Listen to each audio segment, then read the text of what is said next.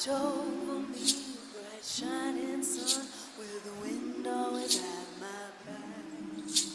Sing with me, sweet melodies of a not so distant past. I don't know where we're going, but I know we can't go back. I don't know where we're going, but I know we can't go back. Forgive me, please forgive me. Oh, just give me one more breath. Watch over me with the wind always at my back. Sweet, sweet melodies. I know where I'm going, but I know I can't go back. I know where we're going. I know we can't go back. We are one. We are one. The pain and the scars. Just wanna live. We just wanna live. Every one of us, the universe inside. 'Cause we are one. Just as the stars down here in the light to the beat of the heart. Just wanna live with nothing to hide. Every one of us, the universe inside.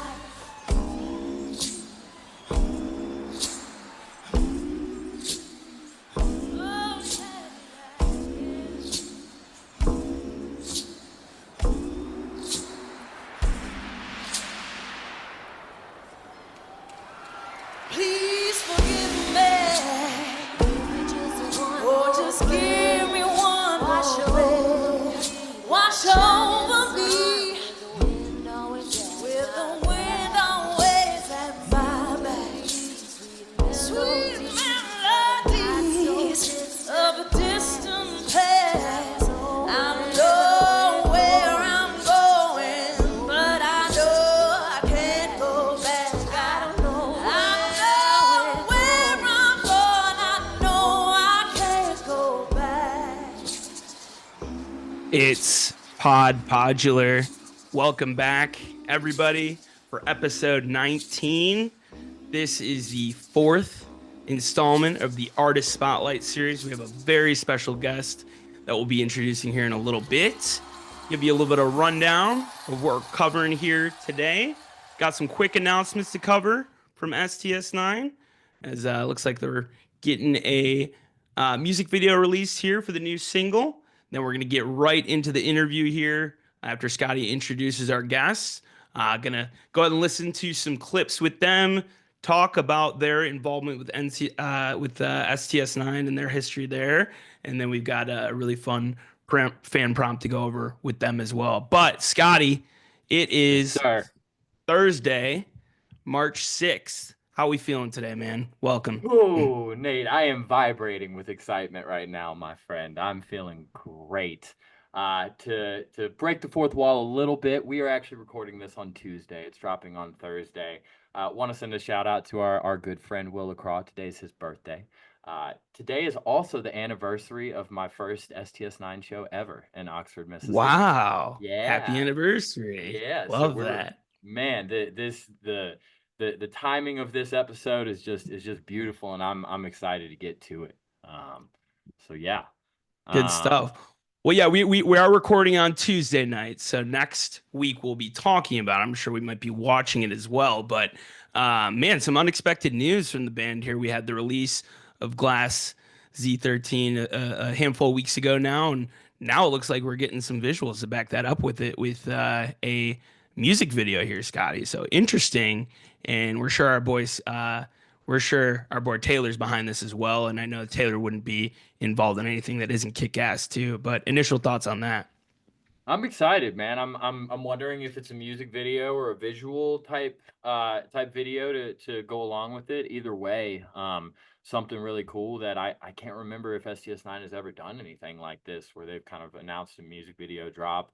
I think it said Hunter and Alana are going to be on live, talking about it and maybe answering some questions. So maybe we'll try to pop in there and get some questions in there on behalf of the pod tomorrow too. Good stuff. Well, let's get to business Yes, again. sir. Fourth installment of the Artist Spotlight series. Scotty, take it away. Introduce our guest. I got it. Guys, when I think of our guest today, I think of a Swiss Army knife vocalist. Whatever you need, she's got you covered. You need her to carry a gospel choir. You need her to shoulder back up for an extremely promising young R&B artist. Stand next to Eric Church at Coachella. Tour with Zach Brown Band. Contribute to a Fish album. You need her to rip through covers of Erykah Badu, Donna Summers, Ronald Isley, Prince, Earth, Wind and Fire, and Stevie Nicks, all with the same level of mastery. You need her, when I think of her, I think of the way that STS9 kind of finds a fifth and a sixth and a seventh gear when she's around. Whether they were on stage, whether she was on stage with them or she wasn't, it always felt like they tapped in a little deeper when they knew they had her up her sleeve. But I also think of resilience when I think of this guest. I think of a tough ass human being who's seen the full spectrum of the beauty and ugliness of, honestly, the music industry and of our community as well. And I think of that smile that she always has when she's standing between Hunter and Alana. And most importantly, I think of my top 5 covers that the band's ever played, because she's a part of all 5 of them. And after today, I hope I think about this conversation, because she has so graciously agreed to join us today. Ladies and gentlemen, of course, I'm talking about Maureen Murphy. Thank you. Hi, Maureen. guys. Hello, Thank you so hello. much for having me. What an introduction. Thank you. That was Of so course. kind. I love it. Scotty's a wordsmith for sure. That's so good. Swiss Army Any knife. I love it. any opportunity I have to get one of those off, I take it. So. Awesome. Well, hey, Maureen, we're going to start and put the spotlight on you and just get some background on you. Obviously, the people who are listening to this are super familiar with your work with the band, but there's a lot more that goes behind that and into it. So, first, just talk about your personal background, where you're from. Tell us about your childhood and really kind of how music became a big part of your life to start. Yeah, so I grew up in Massachusetts, Cape Cod to be exact. And I grew up really just listening to the radio. I didn't have anybody in my family that was musical, at least not that we know of. We've tried to find somebody, because it's kind of crazy how this feels like it's in, it is in my DNA, and I haven't been able to trace it back anywhere. But and we didn't have a lot of, records around. So I was always consuming music through the radio. My mom would play the radio like anytime we were in the car. And I was just soaking up all the music that was coming through those speakers. And I would find myself singing the songs, hours and hours later, like on the front steps of my house in my childhood home, and just like hanging on to these melodies. And I didn't know what that meant. I didn't know what to do with them. And my mom noticed that, curiosity very early on. Like I was probably 5 years old when I was doing that kind of stuff. And then one day she was like, "Hey, do you want to take voice lessons?" And I again didn't know what that meant at all. And I was like, "Sure." And that was pretty much it, the end of it. Like I was like, "I'm in, like, let's keep doing this." And I went to public school where, again, there wasn't a lot of music around. So I latched on to any little thing I could. I really felt a love for performing. That was what I was really drawn to. And so any like solo in the choir at school, I would try out for that. Or if there was like a talent show, I would, find a way to get into that. And that was it. And then I went to school, college in Boston for music. And that's really where I found like my community of friends and people that really loved music as much as I did. And I found some really incredible lifelong friends at that point. And they helped nurture me along the way, in my music, my career, my personal life. Like it was just such an amazing experience, to have that community. And that was really that first time I really felt embraced with music, and people around me just loved it as much as I did. It was just such an amazing experience. So yeah, that's where it came from. And I just, I wanted to continue pursuing music in any way I could. I wanted to be on the stage. I wanted to be in the studio. I love recording as well, just as much as performing live. So I just honed those skills, and then found myself after college moving to New York City. I worked there for about a year, and then, so random, but I moved out to Santa Fe, New Mexico after New York didn't feel like it was the right place for me. I moved out to Were Santa Fe, were and you doing something music related in New York, or just a I was job to make trying. money? Okay. Yeah, I was trying. I had just left college, and that seemed like for me the best place to try to start my career. And it was just a hard city to, make things happen because you're just working all the time to pay your bills.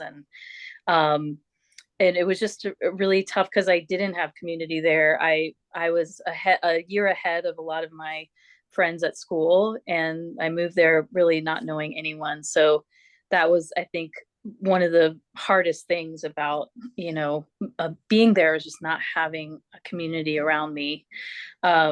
So it really started to show itself that it wasn't the right place for me about like 8 months into the move. And I started to think about what I could do next. And I really didn't have that answer, but the move to Santa Fe was like a very serendipitous moment. I had a friend from college there, and it just worked out to give me like a little bit of a break from trying to figure out what was the next step.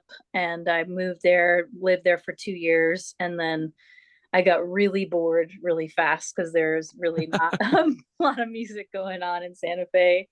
There's some great artists and musicians there, but there was one bar to play that was paying a guarantee, which I was fortunate to get that gig. Like the second week I moved to town, they really like embraced me, and I found my community there, and it was awesome. But I outgrew it really fast, and I was like, I need more. I need to be in the studio more. I need to be, around more music. So I moved to Nashville in 2002, and that was it. I haven't looked back since. I've been here this whole time, and just, planting my roots here. And it's been an amazing place. And I have an incredible community of musicians and artists, and you name it. And my family's here now too. I convinced them to move here as well. Mhm. So I've got everything I need here, and it's been such an incredible experience to be in this city. So yeah, that's like the short version, I think. No, that's awesome. So, in another interview, you mentioned, and you might have just answered this kind of with your drawbacks in New York and Santa Fe, but really the only other interview I could find with you, you mentioned your career taking longer than you expected to really jump off. Was that from when you hit Nashville? Did you have any kind of stop type situations in Nashville, or was that beforehand? Yeah, I think it was definitely in Nashville. And coming out of college, I think I was really like, I was so sure like everything was going to work out the way that I had pictured it in my head. And as we know, as we look back on our younger selves, I thought I had it all kind of figured out, and I didn't. And so I definitely hit a lot of bumps in the road before I got to Nashville. And then again, when I landed here too, I had to work a lot of odd jobs. And, I was in the corporate world for a long time before I could get, to do music full time. And I remember when I first moved here, I met a songwriter, and he had lived here. I can't even remember how long before I got here, but you know, the phrase around town to any newcomers is, it's a 10-year town. It's going to take you about 10 years before people really, realize what you're doing here. And um, I kind of took that with a grain of salt, because I was like, Yeah. oh, well, maybe that's your experience. It might not be mine. But uh, it wasn't that far off, to be Mhm. honest. I feel like my career really started to blossom around 13 years into being in Nashville.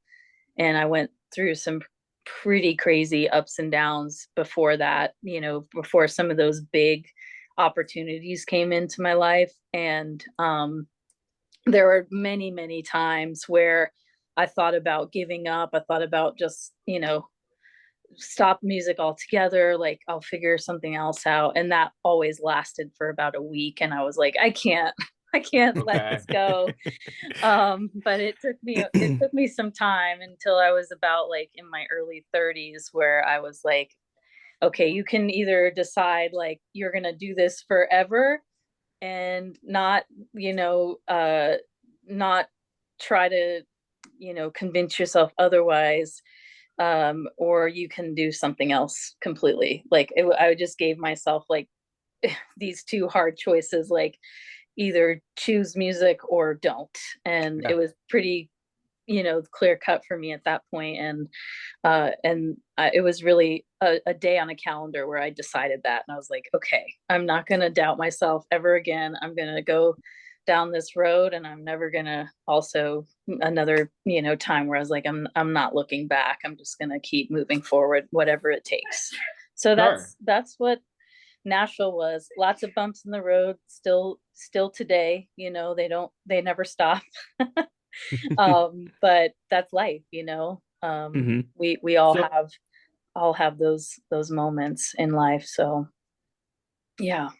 So on the flip side of that, I started smiling when you said 2002, and then you had that line about a 10-year town, because I've got my notes in front of you, and it really picks up in 2012, Yeah. 2013. Was there a certain gig or artist you got to work with or something where you were able, maybe not even in the moment, but in hindsight, kind of look back and go, okay, I'm here. I'm gonna be all right. I've made it. Or your, maybe not made it, but your version of knowing that decision was the right one.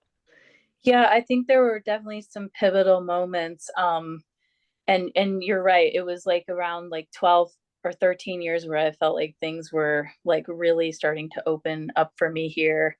Um, but I think one of the most uh you know big moments for me early on was I was asked to sing background vocals for a local artist here named Will Hogue, who is popular like all over the world. But he's from Nashville. He has like very deep roots here in the community. And he is somebody that I look up to. And back then I was like, oh my gosh, it would be so cool to be able to sing with him. And I never thought it would be a possibility because he had no idea who I was. Um, but as the community here is, it was one of those situations where a friend had put my name in the room that I wasn't in, and it was that's how that gig happened. And he asked me to sing with him on a show that was for, well, first he asked me to do his CD release at the time of it was like his third or fourth album release. And it was a big show for him. He had this like all-star band, and I got to sing a few songs, background vocals. So it was like a big moment for me, singing with one of my heroes and then being included on a night like that. And then he continued to ask me to do more with him. And the first time actually I sang and performed at the Ryman Auditorium, which is like a big bucket list, but definitely Hell for yeah. folks that move to Nashville, it's like the holy grail. And Didn't you sing there last week? I did. Let's go, I Marie. sure did. Yeah, so that was the first time I sang there, and it was right after we had this crazy, devastating flood here in 2010. And they were doing a benefit for the flood relief, and we got to sing with Will there. And it was again just like such a huge moment, and just like a reminder of like, yeah, keep going. And then around the same time, Zach Brown had called and said he was looking for or wanted me to sing on looking for BGVs, extra BGVs for the CMA Awards, and that was the 2011 CMA Awards, and Okay. they had um, teamed up with Greg Allman to do a duet of Georgia nice. on My Mind Okay. live, and that's why he was like calling out the big guns. Like he's like, we're gonna have strings, we're gonna have background vocals, we're gonna have Greg on a pedestal with the Hammond and like Hell Hammond yeah. organ, and like it was just a big moment. And so he asked me to join that performance, and that was again like one of the first big major events that I was able to do. And then from there, it just kind of snowballed into all these other opportunities working with Zach. And that was, Would you call yourself a sitting member of the Zach Brown band? Do you still do stuff with them, or were you at some point? I wouldn't say that I'm a band member, maybe an honorary Okay. member, but we still work together. I've sang on a few of the records that they've released, and I also, was on tour with them for quite a bit of time. And he also opened a studio up here in Nashville. That was actually right around the time of the CMA Southern Ground, opportunity. right? Yeah, Southern Yeah. Ground.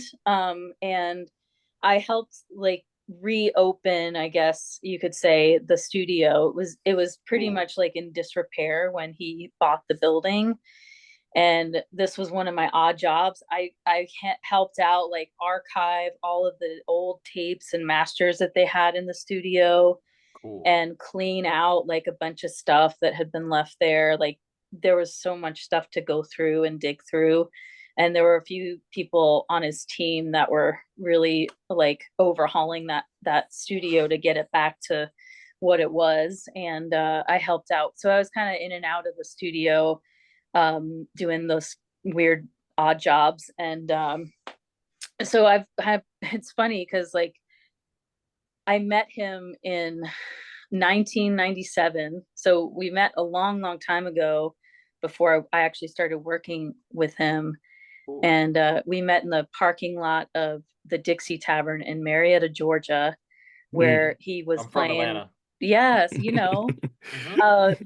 that's where he cut his teeth. That's where he, got his start. He was playing in that club like a couple nights a week, playing covers and some originals, and he'd play for like 4 hours a night. And I went down there one night because my friend Matt, who's now his current bass player, I went to college with him, and he was in Atlanta at the Okay. time. And he's like, "Come on down, like I want you to hang out and meet some people." And I went to see Zach play, and he came out on like a set break or something, or it might have been after his show at the Dixie Tavern. And we were out in the parking lot smoking a joint. And though it was like before Zach was Zach, Sure. he wasn't famous. He was just another guy playing his cover set at the local bar. But he was always so sweet and kind, and we had a fun night that night. And so yeah, I've just kind of always been like in the orbit of what they're doing. And Okay. Zach's always been so gracious, and he's also like always thinking like, what can I do next? What creatively, like people don't really realize, but he is so enmeshed in music. And Mhm. people put this like country label on him, but he knows so much about music, like all genres of music. It's crazy, you'd never guess. He's like, I would. I love yeah, that Yeah. guy. I saw him at Lock-In with Cheese and do the Zach Brown incident. That's still my favorite hour and a half of live music I think I've ever seen. That guy is a consummate professional musician in yeah, every aspect of the word. Yeah, yeah. he seems like a guy that fame hasn't changed him very much either. He's kind of remained true to himself, and I got a chance to see him before the 2015 national championship football game, and I saw them do Rhapsody and Bohemian Bohemian Rhapsody. Rhapsody cover. Yeah. Yeah. And I was like, So wow, yeah, it's it more than rips. country. Were you on stage for that? That was one of the songs that I did not sing background. So when we were on tour, I was joined with my partner in crime, Jason Eskridge, who's an incredible vocalist here in Nashville, and we were on that tour together. And we would kind of like we wouldn't be on the whole set. We would just kind of like pop in and out. But Hmm. that was one that was like strictly like the core band, Yeah. and they all jumped in on the vocals there, and we'd always be like backstage singing along to that one. It was so cool that they did that. So you talked about like singing at a bar in Santa Fe, right? Singing on your front steps, singing at talent shows. Where was that? The first CMAs, that your first big gig. Where did you guys do that? That was here in Nashville. So I was here, I had moved here, and so that was in 2011. I'd been here for a while, and that was the first big opportunity here in Nashville. So yeah, it's So, pretty so cool. so what's going through your head before you're about to get on that kind of stage? You know, like where you're going from bars, small venues, and everything like that. What's that preparation like for you? It's pretty overwhelming, but I guess in a really great way. Hmm. It's a lot of nerves, but I felt like I was built for this. I was made for this moment. The one thing I remember is when I first got there, everybody in that crew in the CMA world, they're like a family. Like they do these events together all the time, and I just remember everyone being so hospitable and like just so kind. I'd never experienced kindness on this level, and everybody was so professional, and like it was just like locked in. Like, they gave you a time and everything worked and went on time. And I think that was one of the first things I'd been a part of where it was just like so just professional. And I just remember it's really stuck out how kind everyone was. And somebody like asked me, I don't know, within like 10 minutes of me being in the building, like, if you need anything, let us know. Like, we're here for you. And I'm just like, I'm a background singer. Like, what? Why are you asking me this? Right. But everyone was just so amazing and so easy to work with. And it was not stressful, even though it's like everything is massive. You're singing to 10, 20,000 people, and the stage is just huge, and it's like you just get lost backstage because there's so many directions you can go back there, and it was just so cool. Everybody was just really just so sweet and kind and nice, and it felt like people really cared about you being there, and they were very glad to see you, and that doesn't always happen in our in our world. Yeah. Hmm. It's It's got to help with that comfort level with that transition into a bigger totally. stage like that. But you've Yeah. talked about it already, Maureen. You've got an extremely diverse catalog spanning R&B, gospel, country, electronic music with STS9. Do you find switching between genres challenging, or do you really embrace that? I embrace it until it's like country. Country has always eluded me, country music, which is so crazy because Nashville's like the epicenter of country music, but there's everything here. And it was so funny, like even today, I had a producer reach out, and he's like, I have this song, and we need the singer to be like Dolly, Emmy, and I forget who the other one was. Oh, Linda Ronstadt. Could you do it, or do you know anybody that can do it? And I was like, well, I can definitely give you some Linda, but I don't know about Dolly. Like, Dolly has a beautiful, amazing voice, and it's bright and it's light, and it has this really quick vibrato. and I don't embody those things in my voice. I feel like my voice has a little bit of a darker tone, and I have a slow vibrato. And I was like, I don't know if I can do Dolly, but here's some people that I think could do it. So yeah, I feel intimidated when somebody comes to me with like a pretty straight on country song that they need. Okay. Um, Because but I was gonna ask about the Eric Church at yeah. Coachella and the choir, because obviously that's country, but Hmm. do you kind of find your sweet spot to be that more gospel side of country than the country side of country, I guess? Yeah, more like soul. And Yeah. I think it also depends if we're talking about a lead vocal and a background vocal, because I feel like background vocals for me, I can always fit in and it's not intimidating. But if it's a lead vocal and I'm asked to do a certain sound, that can be very very nerve-wracking. But yeah, I would say like I definitely lean more on the more soulful gospel, R&B, like Motown sounds. Like those are sounds that I grew up singing and that I just love and respect so much. And that feels like where it's home, you know. So Is if anybody calls me for something like that, I'm just like all in, you know. I got you. Even if it's in like the lead vocal is singing like a country style song, there's always room for background vocals that carry that soul and that more rootsy kind of sound. So yeah, I would say like I would feel pretty comfortable with pretty much anything um, in the genres except for like doing a lead country vocal. okay. That sounds a little scary to me. Yeah, for a girl from Massachusetts, it's a little Yeah. bit of appropriation too. But Yeah. Yeah. It's a stretch. speaking more Massachusetts, SCS9 is my favorite band. I like to call Fish my other favorite band. Yeah. You get the call from Fish. Talk a little bit about what you've done with them and how that project kind of came to be and everything like that. Yeah, that was really wild. So they were cutting Fuego in Nashville. They were recording with Bob Ezrin, the producer, who we all know as music fans. And I know Bob because one of my favorite bands of all time is Pink Floyd. And he produced a lot of their stuff. And so I didn't know what to expect. And I was like walking into the session like, this is crazy.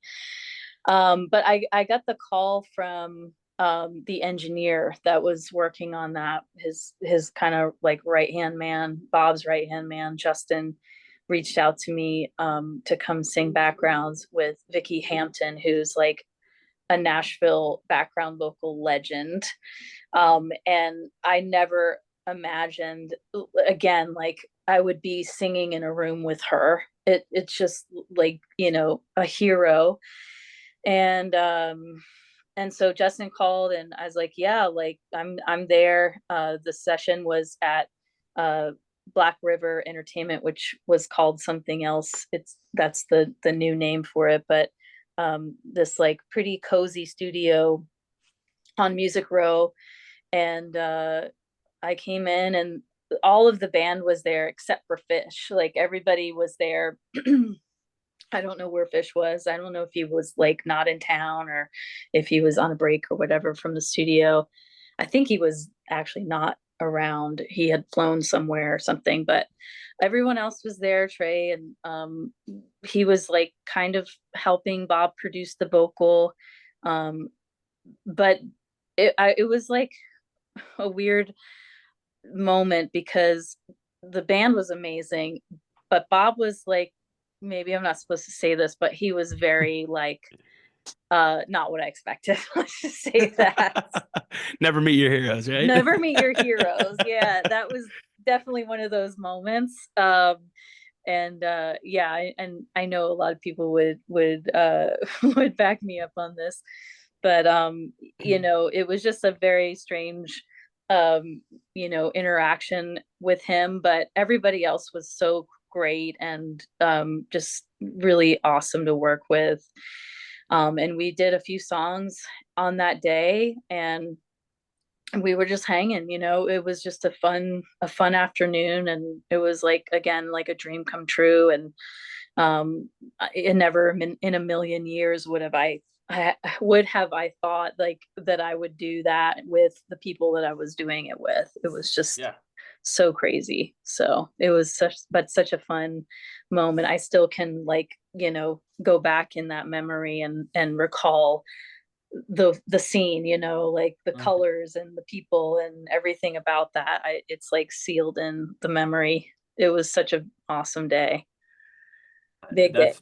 That's amazing. So in 2013, you're doing that, and in a parallel universe not too far from you, the band STS9 is about to be looking for a new bass player. Tell me about your friendship with Alana. Where did you guys meet? And as she's kind of circling this gig, how familiar are you with STS9 once that rolls around? But let's get into y'all's friendship first. Yeah, so I met Alana. I actually had heard of Alana, when I moved to town. Alana was very enriched deeply into the music community here. And, I would hear about her, and she would be all over town, playing with different musicians, some of whom have sat in with the band, like Jeff Coffin and Mm-hmm. Victor Wooten. Like, Mm-hmm. she was in the jazz scene here, and she was in like the cover band scene. She was just all over town, and so I'd always hear about her. And then we actually ended up being on a gig together, which was so awesome, because I was like, oh, it's happening, like I get to meet her and I get to work with her. And I was really psyched when I found out we were on that gig together. And it was just like a cover gig. We were playing downtown at this bar called Bourbon Street, and we were backing up American Idol. Who She had just gotten off American Idol, and so there was a lot of buzz and a momentum behind her, and she was putting together her thing, and we were playing with her 2 nights a week at that bar. And it was a tough gig, because it was downtown, and uh the people that we were playing for were mostly drinking. So it was just one of those kinds of gigs where nobody was Sure. really paying attention to what you were doing or how you were contributing musically, artistically. But we we had each other on that gig, and that's what really bonded us. And the gig was hard in the way too that our start time was like 9:45 at night, and we'd play till 2 a.m. and we'd have maybe like one break for like Wow. 15 minutes. And Hmm. we'd make a little money, and we'd make tips, but it was wasn't crazy money. It was just like, here's another thing to contribute to the bills, Sure. Get your name out there and make a little bit of money in Yeah, the process. totally. But that was like how we bonded, was on that gig. Even in the struggle of that gig, it was it What year was was that? oh man, I want to say this was like, I think it was probably around 2010 or 2009, 2010. It was in somewhere in that um couple years. I need to figure that out, because I want to know when that was. It's kind of a blur. It's Yeah, one of those sure. Yeah. things that's You like, you want to know your friend's anniversary though, like I know, I need to know this. It's an important, very important date for us. But yeah, it was such a beautiful experience, because that's how we became friends, was on that gig. And on our breaks, we would go out of the club into the alley and just like commiserate and just be like, we only got 2 hours left, we can do it, like, I got you, just keep going. And then I obviously, she would tell me about Sub ID, and what her and Brad do. And I just loved that. That was like really the first time that I had heard her being in more of the instrumental electronic space. And we always like threw ideas around, and I'd go over to their house, and Brad had a studio set up in the basement of their house, and like we'd hang out and just like throw ideas around. And there were a few things that we collaborated on with Sub ID. And then around like 2012, uh you know that's when like I knew STS9 before that because of their relationship, and I would hear about them all the time. And around 2012, we started talking about, they were approaching me about like writing for this new project, their new album. At the time, David was in the band, and Oh, this was before Alana. Like they were oh my obviously, they God. knew everybody, right? Okay. But this was like when David was still in the band, and we had started throwing ideas back and forth and talking about writing for the new album. And then, I don't know, I guess a year later, or 6 8 months later, David announced that he was leaving. The band announced that he was leaving, and basically like all the stuff that we worked on before that announcement got scrapped. And we started to, then they were figuring out what to do next. And then Right. Alana came in, and then we started collaborating on new pieces. And that was sort of the beginning of the Universe Inside. Okay. Mhm. So Yeah. so we're gonna get to TUI. I do have a little follow-up question. Is that you on Worry No More? There was a section of it that used to be the ending of Arigato. Is that you on that part of Arigato from like 2011, 2012 time? I don't think they used any of the stuff that Okay. I did. Okay. I'm pretty sure they did not. Um, but that was something that particular song we did like collaborate on, like I was putting a lot of like vocals and harmonies and stuff on things. But yeah, no, I'm pretty Okay. certain that Arigato, anything that I had put on there did not get released. Um, we just kind of like started over Okay. anew once Alana got to the band. And yeah, and that was kind of the beginning there. So I'll have to double check that, but I'm pretty 99% sure that, Okay. yeah, that's not me. All right. All right. Well, that is awesome information, and like that this is all happening behind the scenes, right? And Yes. that we're starting to hear these songs, like we hear you on World Go Round, right? We hear you on Click Lang Echo, which we'll actually get to a clip of too. It's one of mine and my mom's favorite pieces of your work with STS9 too. But like really where you come to the forefront, right? The War Memorial Theater in Nashville on Halloween 2014.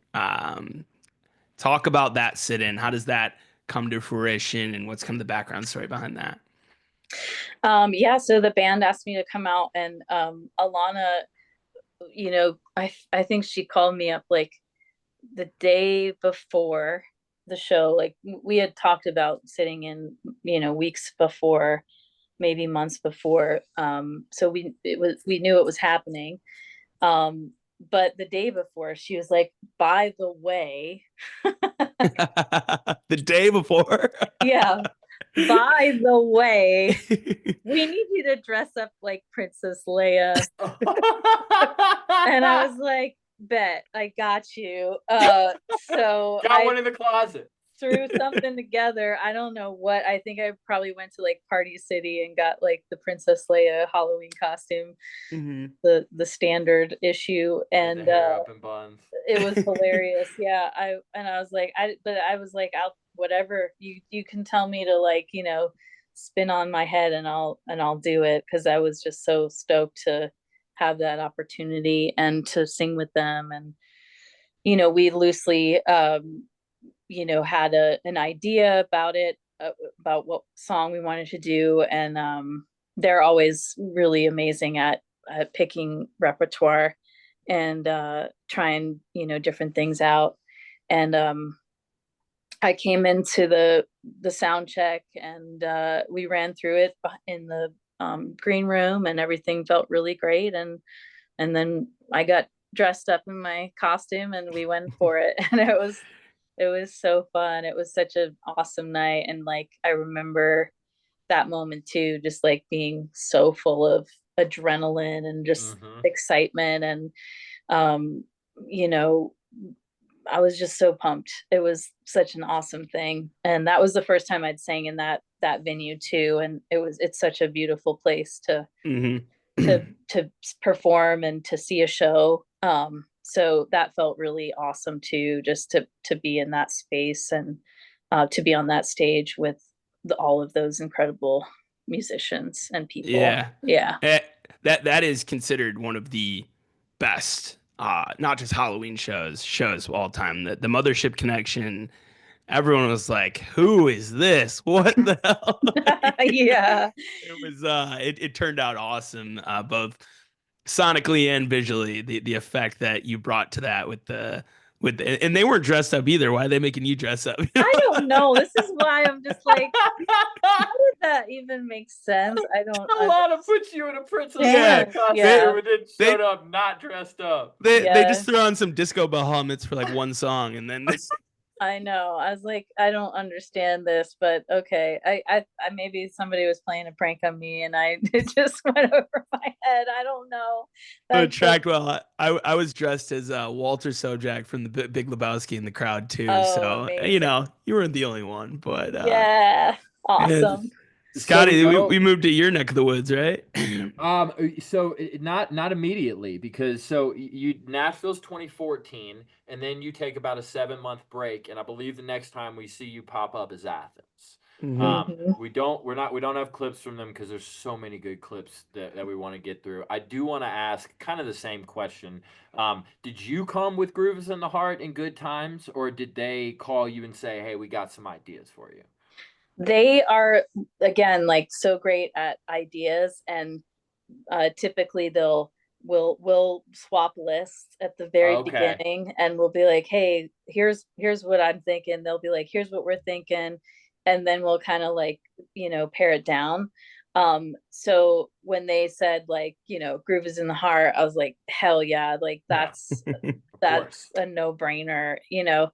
And we'll get to this later, but like all the like Erykah Badu covers, like that was like straight from Hunter, and I was like, absolutely yes. Like I grew up listening to, you know, Baduism, and like that record I wore out in college. Like it was just one of the albums that, so when he said that, I was just like, are you like in my head? Because yes. Yeah, the man has taste. Yeah. I mean, he's an Atlanta boy. He loves his he loves his R&B from that era. Yeah, so it is a collaboration, but they, you know, they really, and I would say like, you know, Alana and Hunter have a really good sense of like what's gonna work with my voice. And you know, just because of Alana and I's past, like Alana's heard me sing in so many different things and different ways, so she's like really dialed into, you know, what my voice could do. So yeah, I know they talk a lot. She knows she knows your wheelhouse, that's for sure, it seems like. But yeah, that brings us to our first clip, and the next thing you guys share is on one of the biggest stages in music in the world, at one of the biggest music festivals in the world in Bonnaroo, and a little bit of a hometown thing for you and Alana too. So this brings us to our first clip.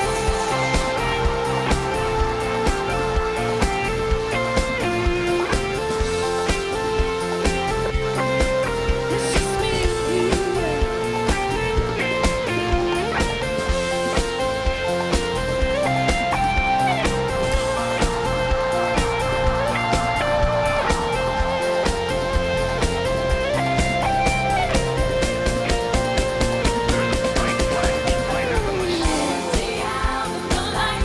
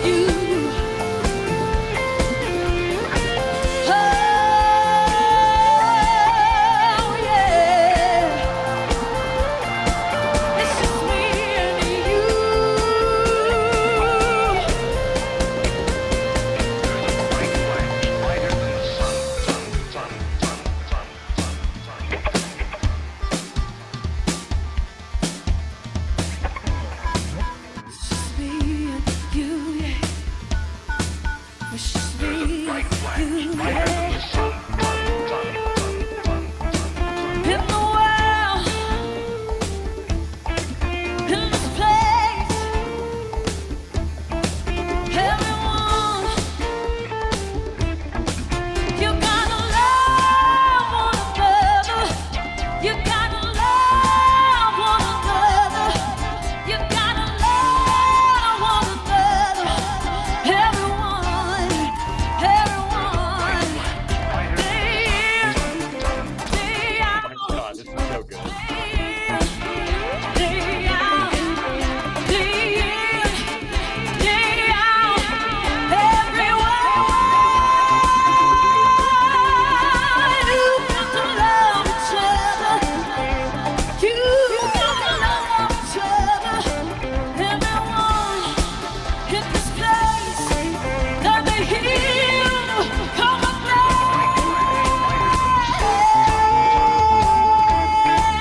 and it's just me and you, yeah.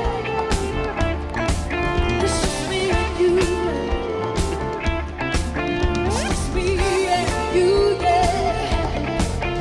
Day in and day out, the lights and the sound of the world is free. It's just me and you. Day in and day out, the lights and the sound of the world in this place. It's just me and you. Day in and day out.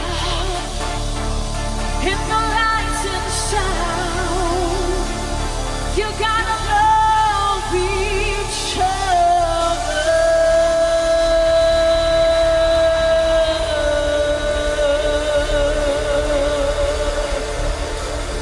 Bonnaroo, Bonnaroo. you feel it? Woo! Thank you all so much. We love you, everyone in this place tonight. Oh yeah.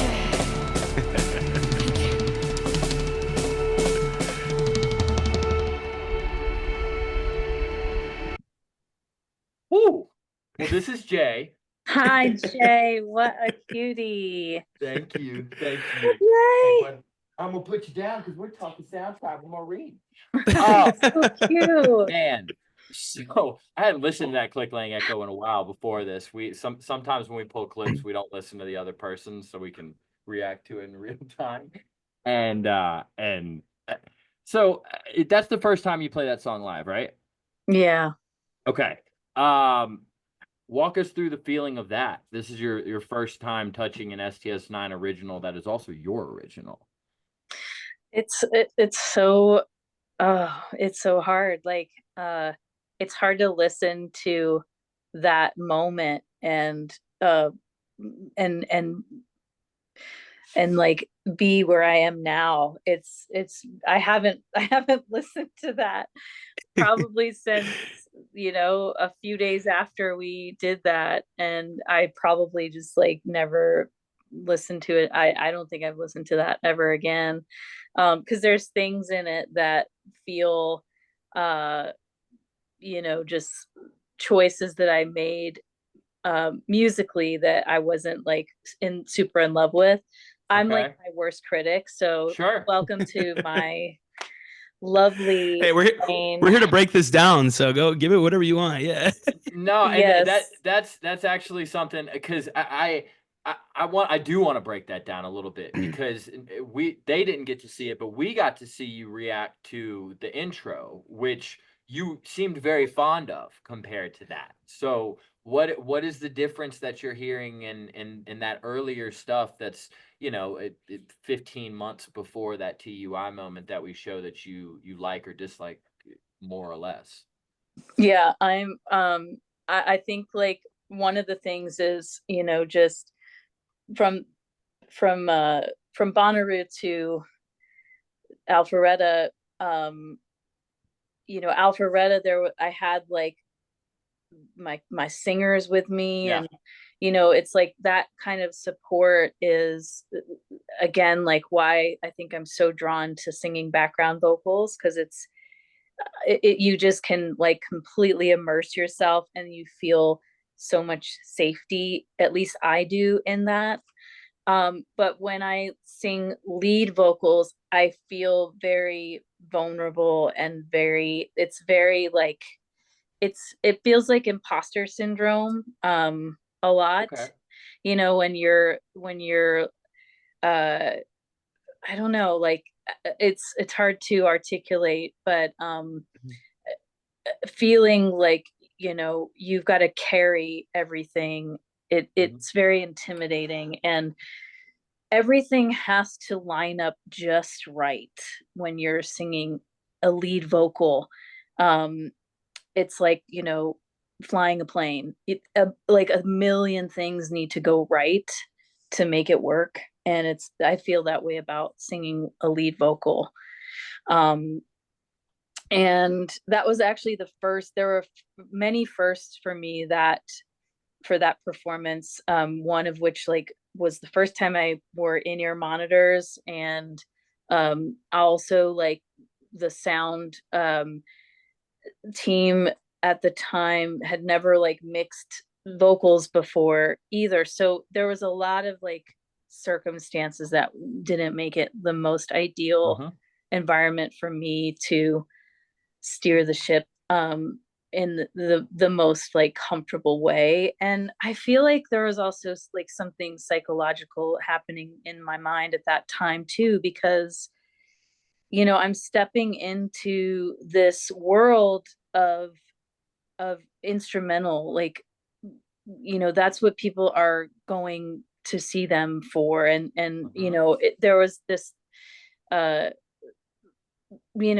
I have utmost respect for the legacy there. And I always like walked into these uh appearances feeling like I'm not trying to disrupt, or I don't want to, do anything that would be disrespectful to the legacy. And so going into a performance like that, I feel like kind of can, it gets in your head a little bit, and it uh, may have restricted me in some ways of feeling like my most free.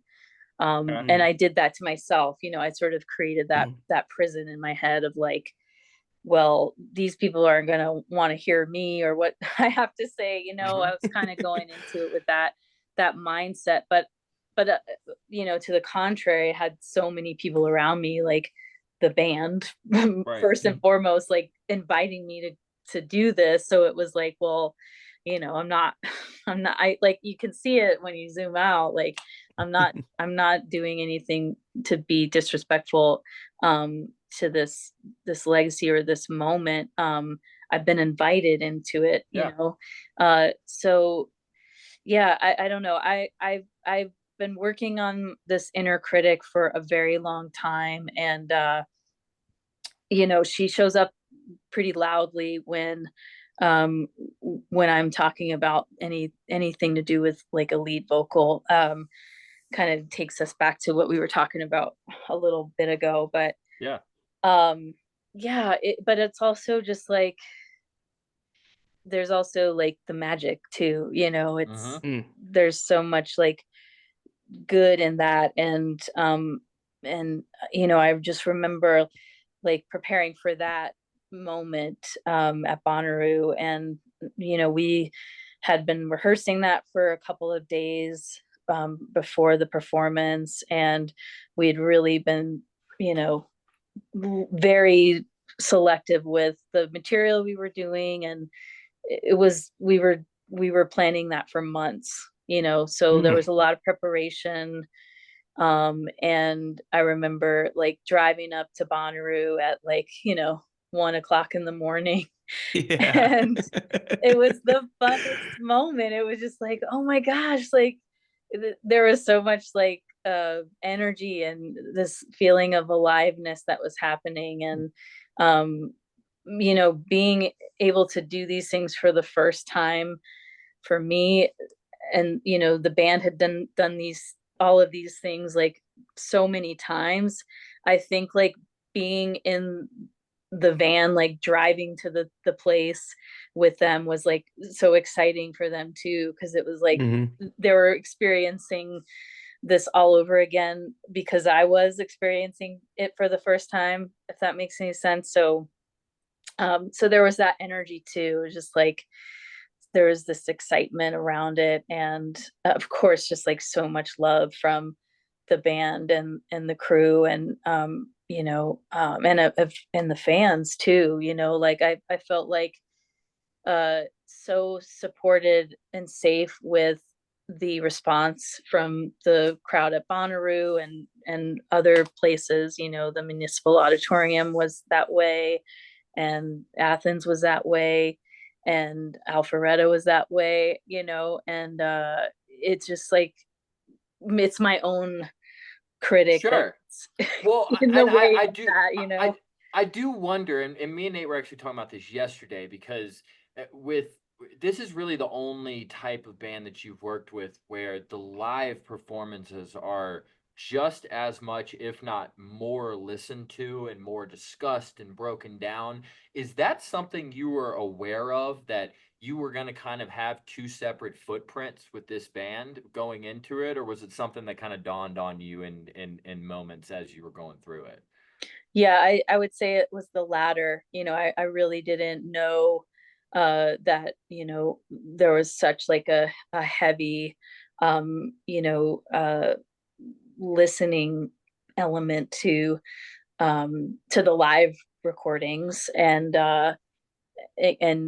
just the way that they're cataloging their music. Like I had no idea about that part of it, and so it dawned on me like as we were going and the Yeah. music was piling up, and I was like, oh, I can actually go back and listen to that if I want to, which Hmm. I usually don't, because I'm Completely, gonna yeah. pick it apart like as you guys are seeing right now. Hmm. uh so yeah, but it's also just like such an amazing way to have your music in the world, and to have all of these moments like in till the end of time. Like Hmm. I don't know if that's like a very common thing, but it's very, very amazing that you can go back in the archives at any Hmm. moment and just be like, I want to go there right now, Yeah. Yes. and it's pretty amazing to have that. That's the basics of why we're here, and like you talk about that legacy, and it's so cool to hear you like recognize that and feel the importance of it and everything, because it's important to a lot of other people too. And yeah, I think that the next place we go from this, we go from Tennessee, that's important to you and Alana, and I think through STS9 history too. But then we get into the big leagues of STS9 at the Tabernacle, Yeah. right? Yeah. Where it's almost like you had the whole night that was Maureen Murphy night. But I think, Scotty, was there a moment from the show the night before you wanted to Yes. ask about? Yeah. So I've always been curious about this moment because it was so special to see. You come out last song on New Year's Eve for a better day. Not your first better day, but this one's different because you dedicate this to Pepe, a member of the STS9 community that had passed a few weeks prior to that. Talk to me about how you found out about Pepe and what the conversation was like leading up to that dedication. I think it was really special. A lot of people really remember it to this day. Yeah, that was a really special moment for me too. And yeah, I had connected with one of his friends, and that they had been so close, and he shared a lot of mementos of his, and I just felt like so honored to receive that. And I got a pin, and like I cherished those things, and it just felt like so important to me. Like again, like this is community. This is like something that is just so powerful and so healing in especially a very difficult time in someone's life or a community's life. This person was so enmeshed in the STS9 community. And it's like, if you lose a friend, it just feels like there's now this new normal in the community, and I just felt so deeply moved by that. And it just felt so appropriate to honor him and just have a moment there. I mean, Uh-huh. it was the smallest little thing that Sure. we could do, and it just was such a beautiful experience, that whole run, and just being in that place, in that building. I'd actually performed there before, with Will Hogue. That was one of the places I had played with him. And so that was another thing too, is like I feel like I felt comfortable because I'd been in that place before. And also, when you're at a venue more than one night, there's something that happens to your body. Like, you can really settle in and you can really find comfort. Whereas, like, if you're playing Bonnaroo, they, stick you in a trailer for a couple of hours and then you have to go to your hotel. Like, there's no like grounding that Yeah. happens, and that can be very off-putting, as an artist and a performer. But to feel like I was grounded in the Tabernacle, and like I'd been there before, I was familiar with it, I knew all the ways around backstage, and to be in a place for more than one night, it's really, it does something to your nervous system, and regulating. Uh and so, anyways, um it just felt really connected. And that was just such a beautiful moment. And to be able to um speak about that, and just, honor someone's memory in that way, um it felt, it had to be that way. It couldn't be Mhm. any other way, Mm-hmm. Yeah. Yeah. Well, I mean, you talk about settling in. If good Lord, Maureen, if that's your night to settle in, you woke up in the Tabernacle ready to fucking party. So you said, I mean, our questions about this, we've got a couple of clips on here, and really just want to break down all of the gigantic moments from this night. You said you were planning Bonnaroo for months. How long were you guys working on this show? Oh, it was probably, I would say, like 6 months. we were Holy cow. I we were fucking talking believe about it. that. It's Yeah. it's it is At least. universally renowned as one of the best shows to ever happen. It sounds like it had years of thought into it. Mm. Yeah, I mean, I'm sure it did. Like, before I came around, I know that, like, these moments have been in their brains for, years and years. And then here's a vessel, Maureen, who can, translate some of these ideas in her head. And I'm sure they were dreaming these things up long before I came around. So yeah, I would say 6 months is probably, uh it's probably not what it was. It may have been more. It may have been like maybe 8 months or so, that, the idea was thrown at me. And and then we talked about music, and we were really planning those arrangements. And uh there's obviously like improvising happening, um but it was planned that way. It's like, Mm-hmm. here's where we're going to open it up. So we knew where we were all headed, and that's always been the game plan on anything we've done. But yeah, we had been talking about that for so long. And we were dialed into it. And when they finally got to town, which was a few days before, the performance, we were over there at the, I forget what hotel it was. It was like a Westin or something in Manchester. And we they had booked out like one of the meeting rooms, and we set up in there and, Wow. got to work, and then, took a nap on the show day and got over there at like 1 o'clock in the morning and did our set, and it was just unbelievable. So Yeah. yeah. That the first sit-in on that is I Can't Wait, and we get Alana on vocals there. Yeah. Were you pushing her towards that a little bit, or where does that idea Yeah, come I from? was Yeah. like, "Come on, girl, you got it." So we actually I've had worked with her on her voice. Prior to her joining STS9, she was touring with Jim James, as I Yeah. know you guys know that. Mhm. But when she was out with Jim, he was like, "Hey, can you sing background vocals to Alana?" And so Alana started to come to me for some vocal coaching before she went out on the road with Jim. So we were working on a lot of like her harmonies and everything like that.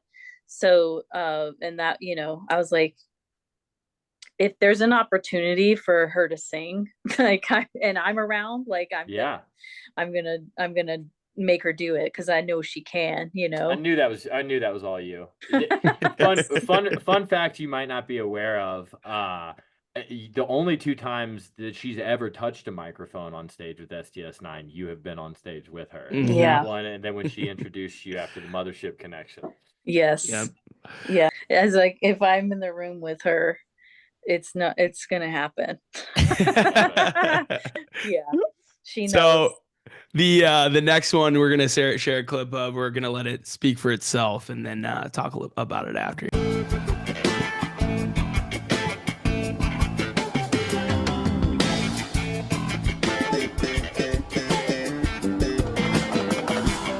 Look at her stepping out.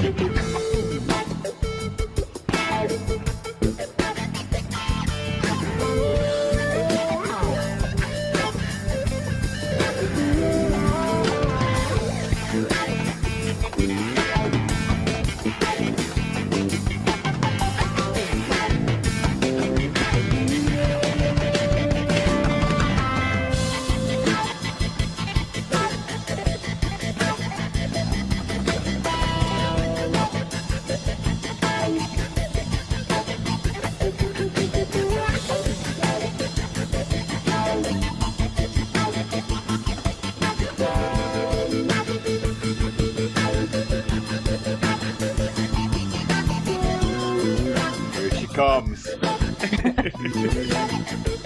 Yeah. I was hanging off the balcony in a very unsafe form during this. Oh yeah.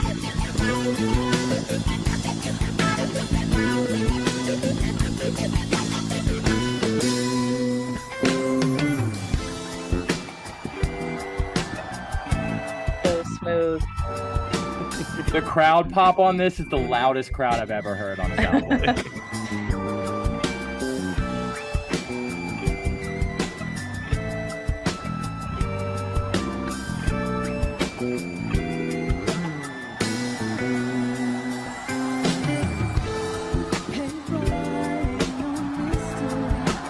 crowd. Melodies, as far as I can see, I wanna keep you here, laying next to me, sharing our love between the sheets.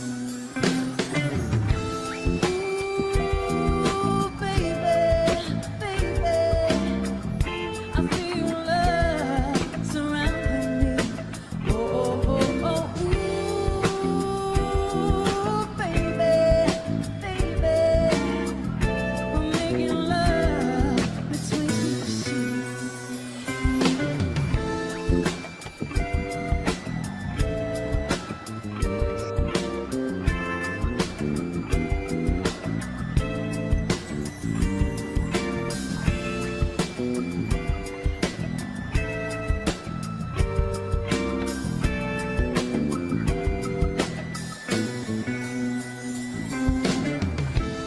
Hey boy, ain't no mystery. At least, as far as I can see, I wanna keep you here, laying next to me, sharing our love between the sheets. Ooh, baby, I feel love surrounding me. Oh, baby, we're making love between the sheets.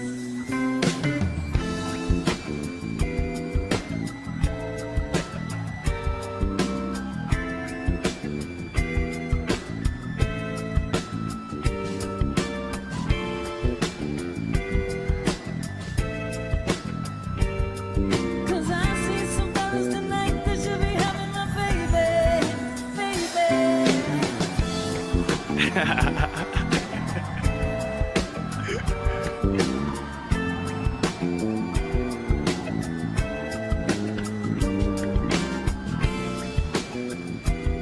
Come on, sing.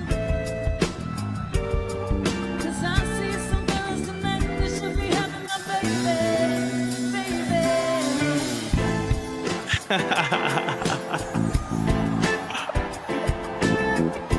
Yeah, I'd say you were settled.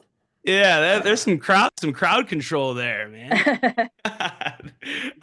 Feel better about that one? It feels good. It feels all right. I'll give it an all right. Okay. Okay. All right. It's Alright. it's okay. It's okay.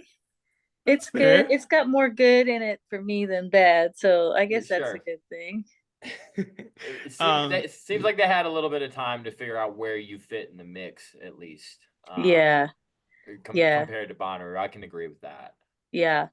I think, my vision too, with all of this is, finding more vocal effects. And, I started to experiment with that when we were doing Universe Inside live performance. But, I felt like this was a great opportunity to really, dive into the sonic vocal landscape here. Like I really felt like there's a lot of possibility to make it very ethereal and kind of esoteric and be more of an atmosphere than like it being right in front. Mhm. But we never really had that opportunity to get into like the details, working with the sound crew. So it was sort of like one of those things that I would like to, in the future spend more time like really dialing in the sonic choices with like reverb and delay and those types of things, where it's there's just more atmosphere to it. So Yeah. Yeah, the last clip we're gonna play, actually, I think there's a lot to that. And that was actually one of the questions I had lined up for sure. Because you can hear the evolution of that a little bit. But yeah, it's almost like the band is still front and center on this. Like mhm.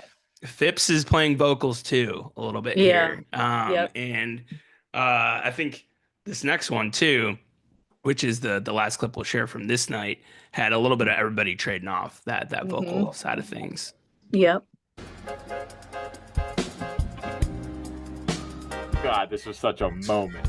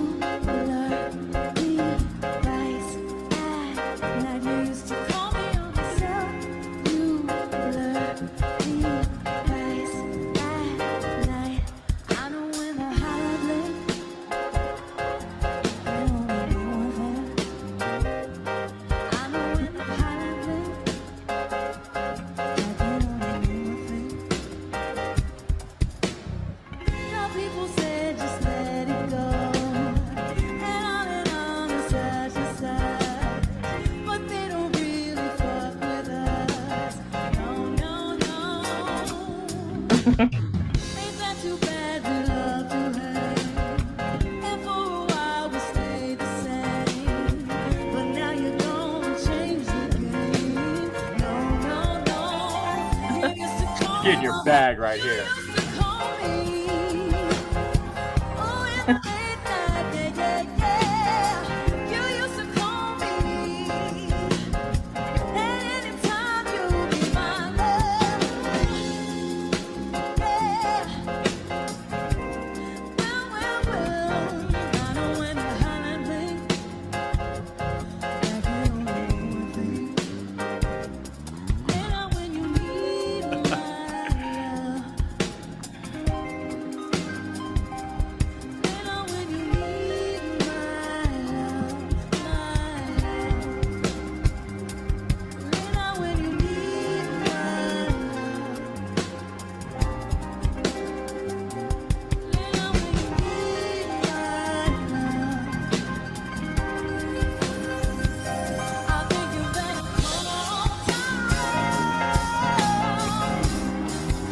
Come on.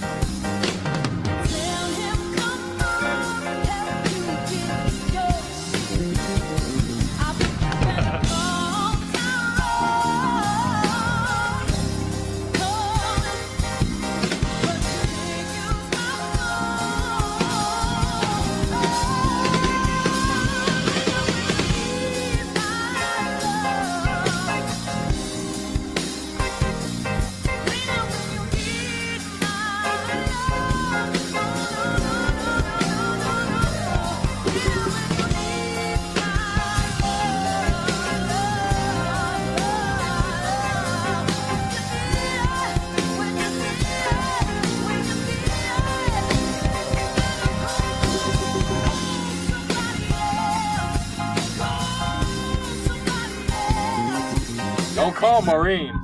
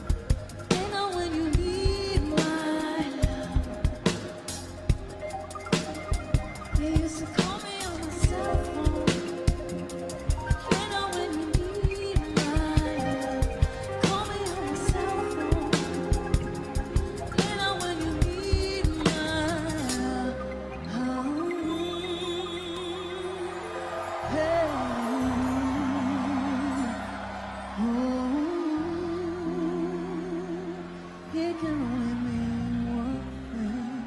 I know when the holiday. It can only mean one thing. I know when the holiday. It can only mean one thing. I know when you need my love. So that one was Hunter's idea. Yeah, for sure. That was I that was I a didn't oh. I didn't know she had covered that song. I didn't realize until a few months later that that was an Erykah Badu take on that Yeah, song. yeah. You're really strong with anything Erykah Badu related. I feel that one. I feel that a lot. I felt like that was a that one goes hard. Like I think we did a good service there to that song. But yeah, she feels just like home for me. That I mean, that was like one of her newer songs at the time, so it wasn't like in my muscle memory. But Yeah. I was like, let's do that. And then I was like, hey, what if I, you know, nodded to Tyrone, which that was like that one I wore out from her live record, and I thought it would just be so perfect, you know, to mesh the two. And it was such a cool moment. I really I like that. I feel good about that one. Good. Good. You talked about like being a part of the improvisation. Like we get like some scatting there, right? Yeah, Like and like you guys kind of bring it down. One thing the band is so good at is like taking it to like this huge, crescendo of vocals and instrumentals, and then like bringing it almost to like a pin drop. And like that had to take a little bit of practice. And like it seems like there's some communication on stage behind that too, right? definitely. Yeah, we're all, kind of I'm actually, Zach is really great at this, and he's great at kind of leading those moments, and Alana too, of course. But I kind of be looking through the corner of my eye, and as a lifelong musician, you can understand body language on a whole nother level. It's like you don't even have to look, you can just feel it and sense it, and when those moments are happening and evolving. And it's so awesome to work with musicians like that who are just so in tune with communicating that way. And it's such a special language, and no one would never ever know that you're, having this whole conversation while the song is going on. And yeah, and we definitely like plan all those moments. Like I said before, even though we have moments where it sounds like it's kind of off the grid and we're making things up, we know at least like here's like the section that we're gonna experiment a little bit, but it's still on the grid, so to speak. Sure. And Zach is usually always like the one kind of leading that, like where it's going next. And then we all kind of like look around and make sure we're all on the same page. Sure. So yeah, it's really cool to have those conversations without having any words. Mhm. Mhm. So now we get into TUI rollout mode. I assume, and I mean, and you tell me if I'm wrong. You guys kind of leave that weekend and lock in for TUI to wrap that up. Is that kind of safe to assume that timeline? Yeah, it's kind of a scattered timeline, Okay. honestly. It's you know I go back to when we started recording for that, and I went out to Santa Cruz two different times to record the vocals for that. And uh, I would have to look at a calendar to tell you the dates, but we were record some of those vocals were recorded in like August of uh 24 sorry 2015. Okay. And there was some, I think there was some stuff that we did like in the late 2014 time. Okay. So and I spent like 2 weeks, both, or a week both times I went out there to Santa Cruz. So that's where my mind goes when I'm thinking about uh TUI and how this all came to be. um and yeah, and then um it seemed like it was such a long process because um I think that there were like a couple of delays on getting the album out, and a big part of that I think was the artwork.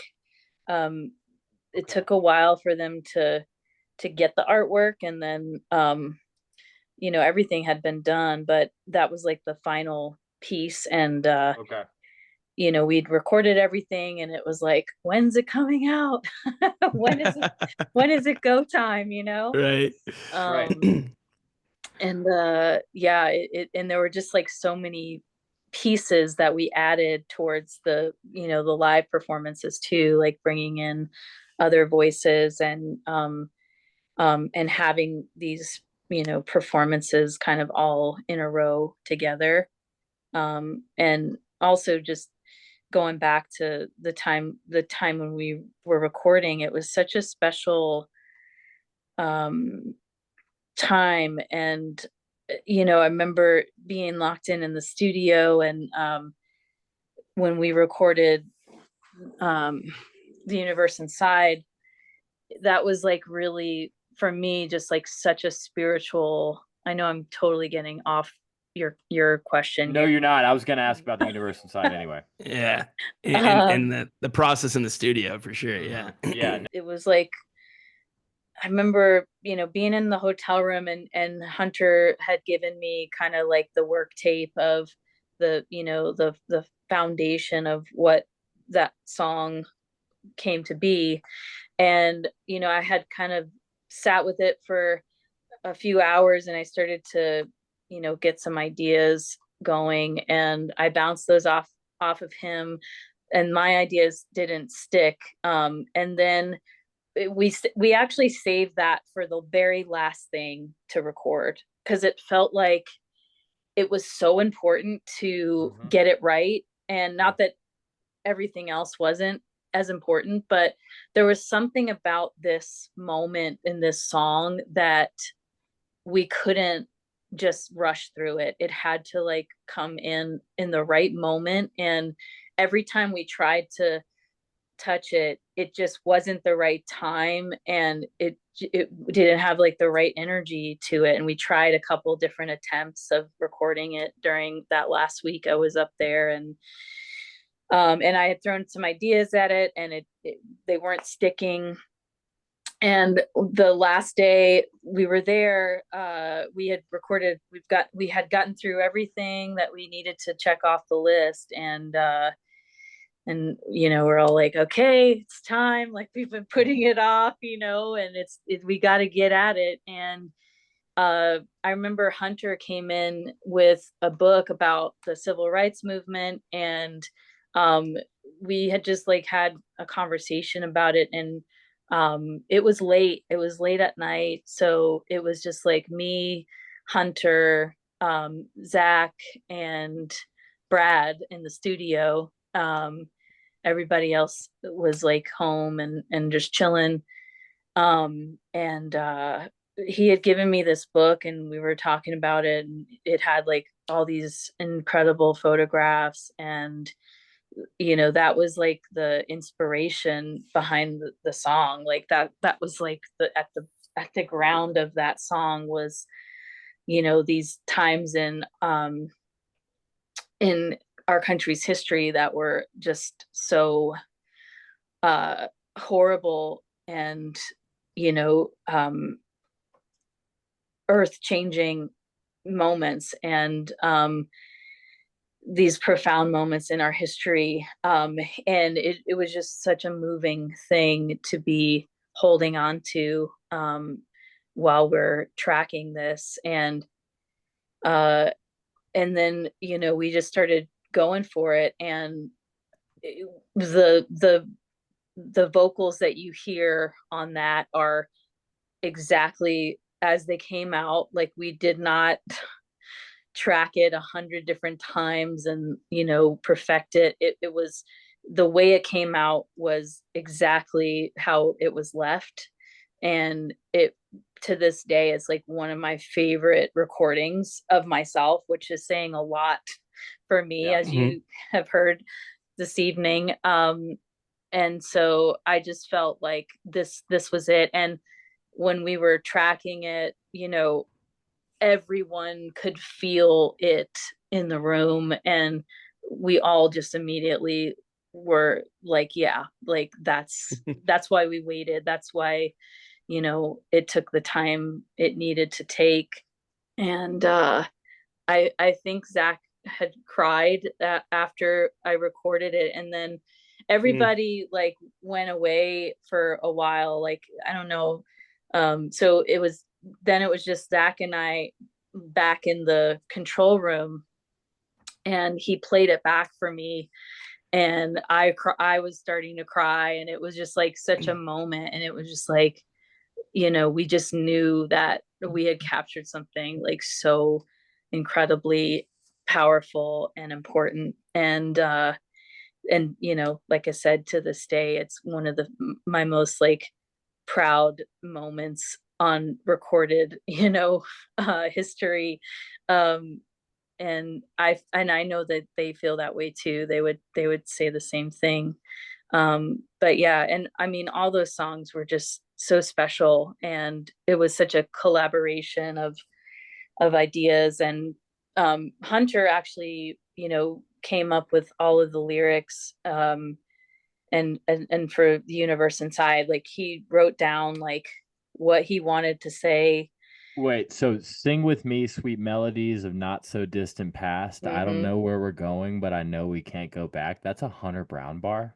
It's all Hunter. Like, he wrote it down on a piece of paper. Actually, I should send you the, I took a photograph when I was in the studio, of like the lyric sheet, and he was like, here's, these are these, this is what I want to say, these are the words. And, you know, they were just like, do it, how, sing it like Maureen would sing it, you know. And I just started, he was sort of humming the melody, and I just, you know, kind of ran with it. And I tried it, I like tested it out before we hit record, and he was like, yes. And then I just went for it, and opened it up, and that's what it was. And, you know, like I said, we didn't like do hundreds of takes of that. It was one take, and that's what it was. And we all knew it was magic when it happened. Yeah. Yeah. It comes through for sure. Yeah. And it's just like you know, you talk about so many live moments of recordings, but like that is one that is a studio recording where on vinyl, that one sounds so special too. And, you know, another one is, you know, ease your mind with my love, take my hand, come with me, take my hand rather. Um, and like that represents the juxtaposition of the different kinds of songs on that album too. And there's a lot of themes. There's love, there's earth, there's space, and there's history behind it too. So thank you for that look into it. It provides so much depth to it. I don't know how aware or how much you pay attention to the press around that album. You're really giving us the first insight into that album. The band didn't do a whole lot of talking about it when it came out, and so this is so cool. None of this was public information. So thank you for kind of giving us a window into that. Let's talk about the rollout. Specifically, you've got Alpharetta, and Atlanta. We just played the Erica Badu cellular device. We're gonna skip over Didn't You Know, but that is probably number two for me of moments with SCS9. And we do Edge of 17. That's a super heavy old school night. And Hmm. you're a part of that. Hmm. And then we get into Alpharetta and the act set and what we opened up with TUI. Mary Beth is a good friend of mine. And I told her that we were going to have you on, and she told me specifically to ask you about that choir and the construction of that choir, because she said that you put a lot of effort and time and pride into that. Yeah, that was again like a call like with the band. They and Hunter was like really wanting to have a bigger sound, and we were we were all of it was around what we had recorded, and just capturing that sound on the stage. um there's no way that you can do that alone with just a solo voice. And Mhm. so um I found some friends that I had known through college, and I gathered a couple of people that I trusted, and then I asked if they could help me put together a few more musicians and singers that they would trust. It's hard to do that. You know, Reaching out to a community that you just don't know like who's going to show up prepared. And with these types of situations, there's not a lot of time to learn when you're involving many other people. So you really have to find people that are professional and that are going to be able to learn really quickly, and learn memorize the lyrics in a couple of days. It's a lot to ask, but I really leaned into the people that I knew in Atlanta that could pull in other people, that talented people that could handle that kind of a gig. um and that was it. I mean, we didn't have time to rehearse with them. I had to send them the music ahead of time through email, and give them the details on what we're doing and how it's all going to lay out and what the arrangements of the songs are going to be. Y'all And never walked through any of that before we saw it on stage? we walked through it on the show day at Okay. the venue. So, but it was Wow. very, Mhm. like we had hardly any time. So I was like doing a lot of the prepping with the singers beforehand, days, weeks before. But it's like you can walk through it a million times, but playing it with the band and putting it all together, it's like a whole different beast. Mhm. um but again, that's why you find professionals that can adapt and they know how to move through these moments. So we had walked through it, I think, once before the actual show, and everybody felt great. And and we got up there and we killed it. That was one of the, again, like one of the moments for me that like lives in my happy place. It was just like such a beautiful moment and time, and to have community there with me on stage, um and to feel the love. Like there was so much love in that venue, and it just, I could feel it like up there. And when you can feel that energy, it's going to elevate anybody that's on the stage. And it was just infectious. And I think anybody that was there felt that too. It was definitely a special show for me, that Alpharetta show. Absolutely. So now we're going now we so you do Alpharetta, smoke that, stick the landing there, fine. And then the album comes out a week later. And then Red Rocks is the following week. This is when shit starts to get a little shaky. Um, the album drops a week before. It's critically, I was reading reviews of it last night. Critically celebrated. A little bit of controversy brewing in the fan groups. You were a member of the fan groups at the time. How aware are you of the negativity and kind of the vocal minority that's being very loud about this album when it comes out leading up to Red Rocks? Are you aware of the fan reception at all prior to your performance at Red Rocks? I was aware, and I think that I was being warned like before I was made aware of like any Really? like public Mm. criticism, and so there was like warnings, just like uh from you know people that have had come to shows before or whatever, like maybe even from the band. Like I don't recall exactly, but I remember just being told like it may not hit everybody, and just like things like that. So it was like in my head that it may not be received well, and it may not be received at all, it may not be liked at all. So walking into the release, I sort of had that like hanging over my head, and Okay. so it was hard for me after that to find the positivity, and to find like I was like seeking out the negative. I felt like I Sure. like pre-programmed to like look for the negative response, look for the not so good comments or whatever. And that was And you've before. probably found them. Yeah, that was before the saying like don't read the comments was Yeah. a thing.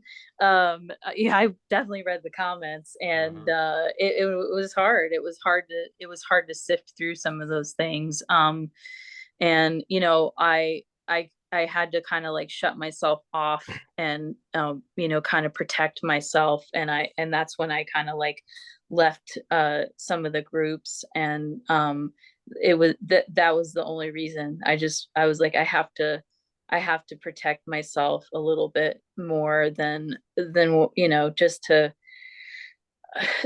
not be immersed in the negativity, and Yeah. and not and it's not it wasn't the outside source. It was just my own like uh not being strong enough to look away from it, or to have a different outlook.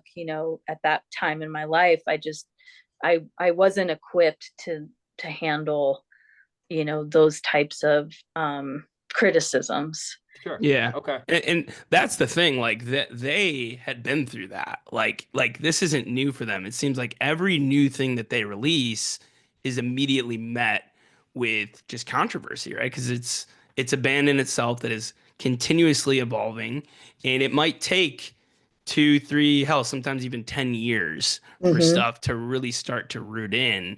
And I want to be clear that Scotty mentioned the vocal minority, right? Because the majority of the really deep in it fans who can respect you as a talent and you bringing that in were so psyched about this Uh-huh. project. And it was tough for us too to see that. And it kind of gives it a little bit of a chip on the shoulder too for people like us to stand up for you guys and stand up for the project and the artistry behind it. So just taking a second that like you weren't alone in those feelings either. I think that bummed me and Scotty out a bunch too. But the arc of these songs and how it's come around and how people are now yearning for a worry no more. They're yearning for a sun, moon, and stars, right? So I think it's really important if you don't know that already, that it's been a beautiful arc of the reception of it too. But that doesn't excuse some of the behavior of what we saw. But I mean, we get into those Red Rocks performances too here, Scotty, and one of the Yeah. first few things that me and Scotty's friendship blossomed over is that 2016 Red Rocks is it's for some people and it's not, and we are two people who are like that. Those are some of my favorite, most unique STS9 shows ever. So Scott, I don't know if you wanted to talk about your experience a little bit with that. Yeah, I mean, so it really is a bedrock of our friendship. Me and Nate found ourselves in the same Airbnb in Aspen in 2018. We're the last two standing 3 a.m. in the morning. We're playing soundboards, and Nate goes, "I'm playing something from Red Rocks 2016," and it was like, "Oh my God, did we just become best friends?" Like in that moment, 2 years Yeah. later, you're still finding those people that latched onto it in a positive way. And when we started, fuck anyone that has a problem with Maureen Murphy. Like we're getting after it now. We're really getting excited about the conversation. It was all based around this weekend. Something that I've kept in my back pocket that I don't know. I might have sent you a message about this when it happened. If this sounds familiar, tell me. But I met my birth mom at these Red Rock shows. Wow. Well, met her. So we connected a few years prior. My uncle helped me find her. We had talked on the phone and shot messages back and forth. But a few months prior to this, she reached out and she was like, "I think I'd really like to meet you. I would love to come out." And I talked to my girlfriend at the time, wife now, and my best friend who was living with us, and we were like, "Why don't we bring her out for STS9 Red Rocks? What better situation for her to meet you in than this?" And so we flew her out. She got there Thursday night at like midnight, and 24 hours later, we were jamming to the sound of your voice on the rocks. That's so awesome. Yeah, and so your performance in that whole weekend is kind of the soundtrack to that memory for me. So obviously, I have nothing but good things to say about what happened this weekend. And on that note, I don't. I do want to talk about the negativity because I think it's important to address it. But night one, you didn't really see much of that. It felt kind of like that Alpharetta feel. You get another Between the Sheets, you get a Sun, Moon, Stars, you close it out with Better Day. And everything feels pretty good at that point. Would you say night one was starkly different for you, the feeling for you than night two was? Because that's kind of what it feels like in hindsight for everybody. Yeah, I agree with that. I was having my own personal crises going on at that moment, and I had arrived to this pinnacle, uh talk about holy grail bucket list, Hmm. like getting to perform at Red Rocks. Like that just seemed so crazy for me to dream up, and then there I was. And you know I remember getting there the first day, and again like having this moment like in the van with the band, and I'm like with my little camera like taking videos as we're driving up, and everybody's like, "Oh, we've done this like 100 times, it's no big Mhm. deal," and I'm just like freaking out, and everybody's just so cool and calm. And but I got, we get out of the van, we walk backstage up the ramp, and we get on stage, and I just like completely lose it. Like I'm just crying, and I'm like, I don't even know why, but I do know why. It's like this moment is such a important thing for me, for my journey, what it means, what it represents, and then to feel the energy of like all of your heroes at once. It's Hmm. just the most wild feeling I've ever felt. And I looked around, and like, Alana's there right next to me, and Hunter is there, and I'm just like taking it all in, and it's just like this most spiritual elevated experience. And going into that night, that was all that I was feeling. And uh I don't know where the shift happened. And there was a lot on my plate, which is fine. That's what we do. I again was like having to reteach all of the parts that I had taught the Alpharetta crew. These were Okay, new that was singers that was my coming in, question. Are we working with the same choir at Red Rocks, or is it a different one? totally different, all new folks, and I didn't know anybody in that crew. Again, like they were brought to me through mutual colleague, and so, you know, and it was a little bit stressful because the person that was helping me coordinate was not a professional. So there was a lot of like communication hardships leading up to those performances that I had to work through, that nobody knew I was having to deal with any of that, which is fine. That's part of the gig and part of the responsibility, but it was a lot of stress. And so, you know, I was having to really work with them and practice with them and study and make sure that they knew, because they had to hold their own. I couldn't, because I was leading, I couldn't go back there with them and like cue them in the ways that I would if I were like leading a background section. So it was really tough because I was like going between these two. Yeah, I mean, it sounds like you're a stage director of some sorts too, honestly. And like, I think this one clip we want to share from that weekend, like, it kind of like shows how good of a job you did, because you come from the middle of one song and then like the middle of a cover, and it's not just you, and you're getting the choir in a certain place too. So I just wanted to demonstrate that real quick with this. Cool.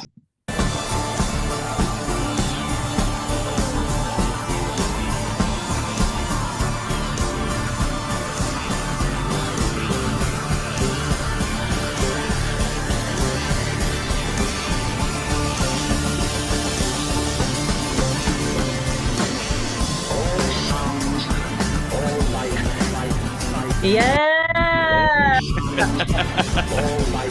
This is my favorite one ever we've ever done. Killer.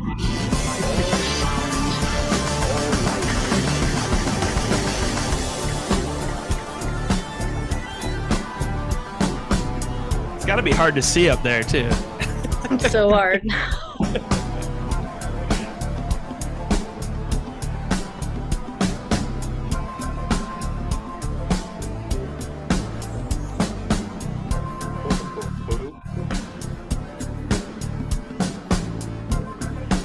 That's so beautiful. Yeah.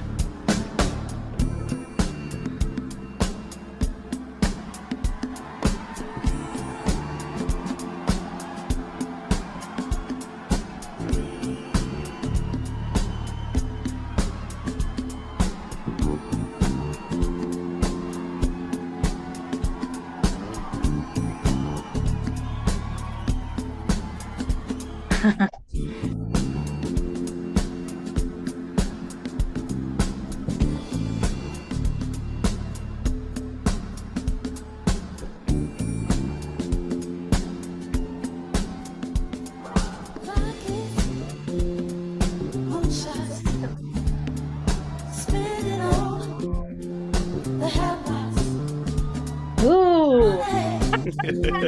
Fuck yeah, right? Yeah. Before we see it, you take it. Oh, when it's in my life. Baby, wanna holler when it's in my life. This ain't living, this ain't living. No, no, baby. This ain't living. No, no, no, no. Inflation, no chance. To increase finance is my love sky high. Send that boy on to die. Oh, baby, wanna holler when they do my life. Baby, wanna holler when they do my life. Oh,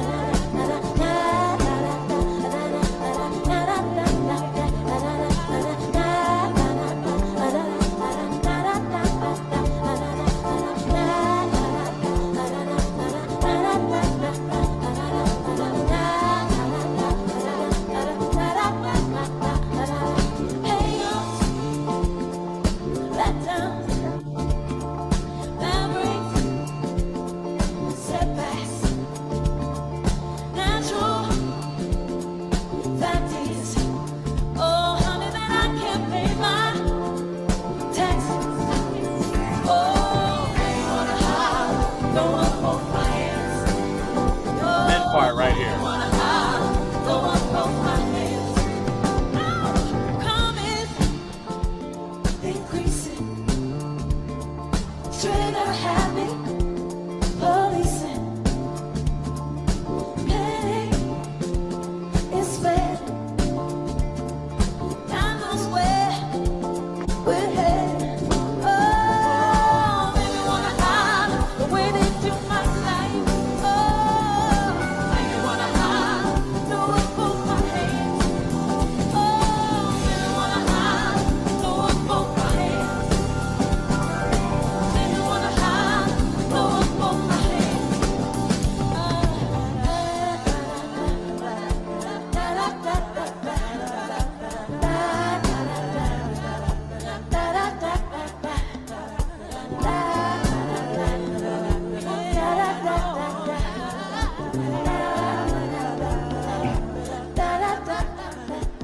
What's going on? Lord, tell me. What's going on? Please tell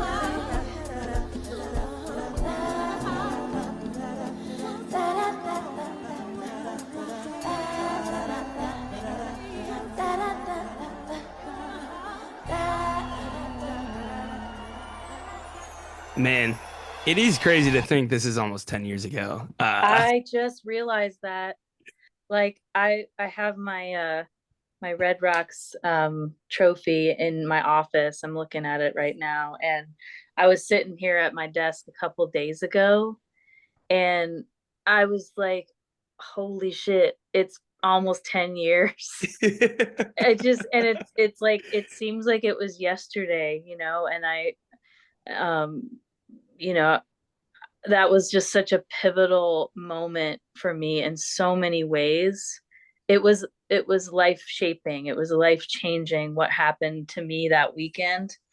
Um, I'll always go back to that time, and I you know, so much transformation happened to me during those 2 days that it will forever, you know, be just burned into my DNA. Yeah. That weekend did so much for me in good and bad ways. So I do want to land the ship there. So we get through most of the night, and at some point a bottle gets thrown on stage, almost hits you and Hunter. Um, I don't see that in the moment. I don't think most people that were there actually catch that. And honestly, I walk away from this night thinking that's the most unique STS9 show you're ever going to see in your life. And I felt this like real sense of confusion when I got online the next day and saw the absolute bloodbath that was happening in the fan groups over that night and that performance. Again, I feel like it was a vocal minority. I think that vocal minority has kind of weeded themselves out at this point, but it felt loud as fuck in the moment. And I know it felt loud for you because as I was doing research for this episode, I actually found those threads and I found you as a part of them.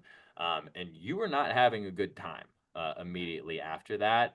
How long did it take for you to have this perspective that you have right now on that weekend where you can talk about the high points and the low points as kind of things that you built upon since then? How long did it take you to get there? um I don't think I don't think I've gotten over that moment, honestly. That was like devastating, and you know, it was something that was taken like so personally, and I still to this day like don't I don't understand that moment. I don't there's it doesn't make any sense to me, and there's no like explanation. So it's really hard because it just feels like it's sort of this like open wound. Uh-huh.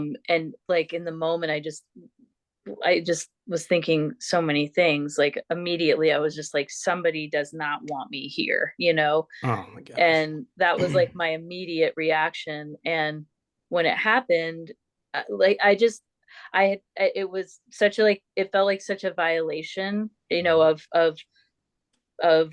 our bodies. And I had never felt anything like that before. So it was like, not to sound dramatic, but it was No, very no. traumatizing. Yeah. And you know, I think we hear about this happening all the time, like even in most recent like concert going experiences, like we hear people speaking about this like on stage, even like if they have had that happen to them, like people will call it out like as it's happened. It seems like it's a very common thing, and it seems like some people don't even there's no like purpose behind it. It's just somebody being stupid or whatever. So but in that moment, like I just it felt like so isolating, and it felt very personal, like it was an attack.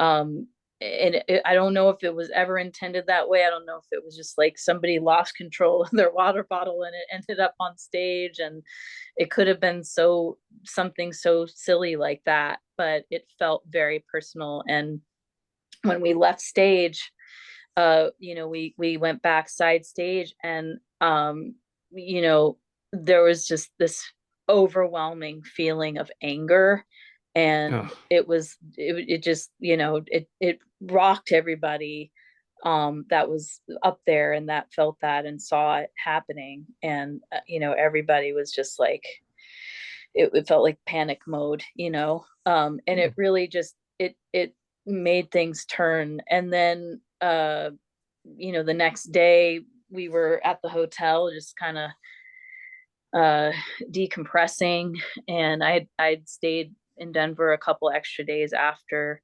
And that next day it was like undescribable feeling of just this deep uh just a deep dark place, like what, you know, what happened, what did I do, you know, how was I able to move forward. And it just felt so devastating, you know, because we had done all this work and we worked so hard. And it just felt like such an attack, and it may have not been intended that way.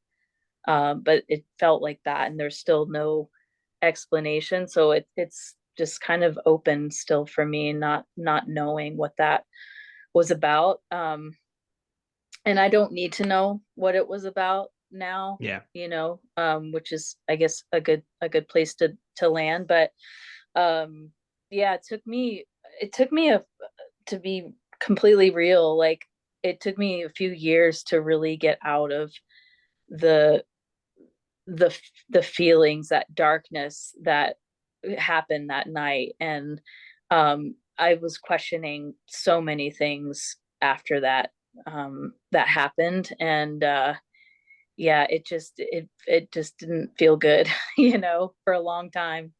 um Well, Yeah. it didn't feel good for us. It's probably a good thing me or Scotty didn't see that happen, or the person that happened, Mhm. because then more bad things would have happened. Jail would have happened for me. Yeah, I that person might not have made it out of the venue.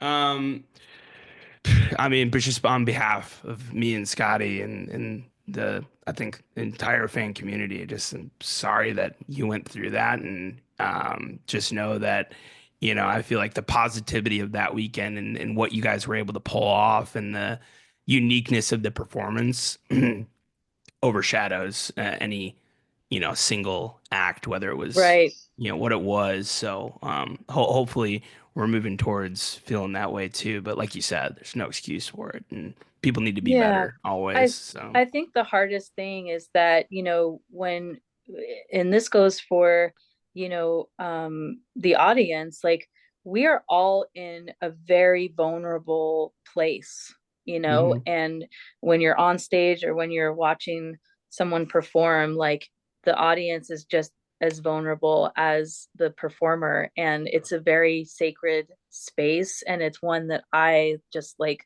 hold with so much respect and trust and safety. Like the stage has always felt like my safe space.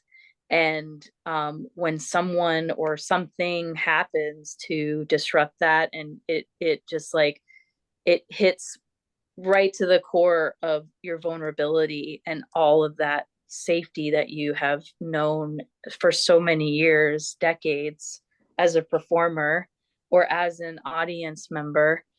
It really shakes you to your core, and it's hard to trust again. It's hard to go out again and wonder if that's going to happen again. Again, even if it was an accident, it's still just like it's such a hard boundary to cross, and Sure.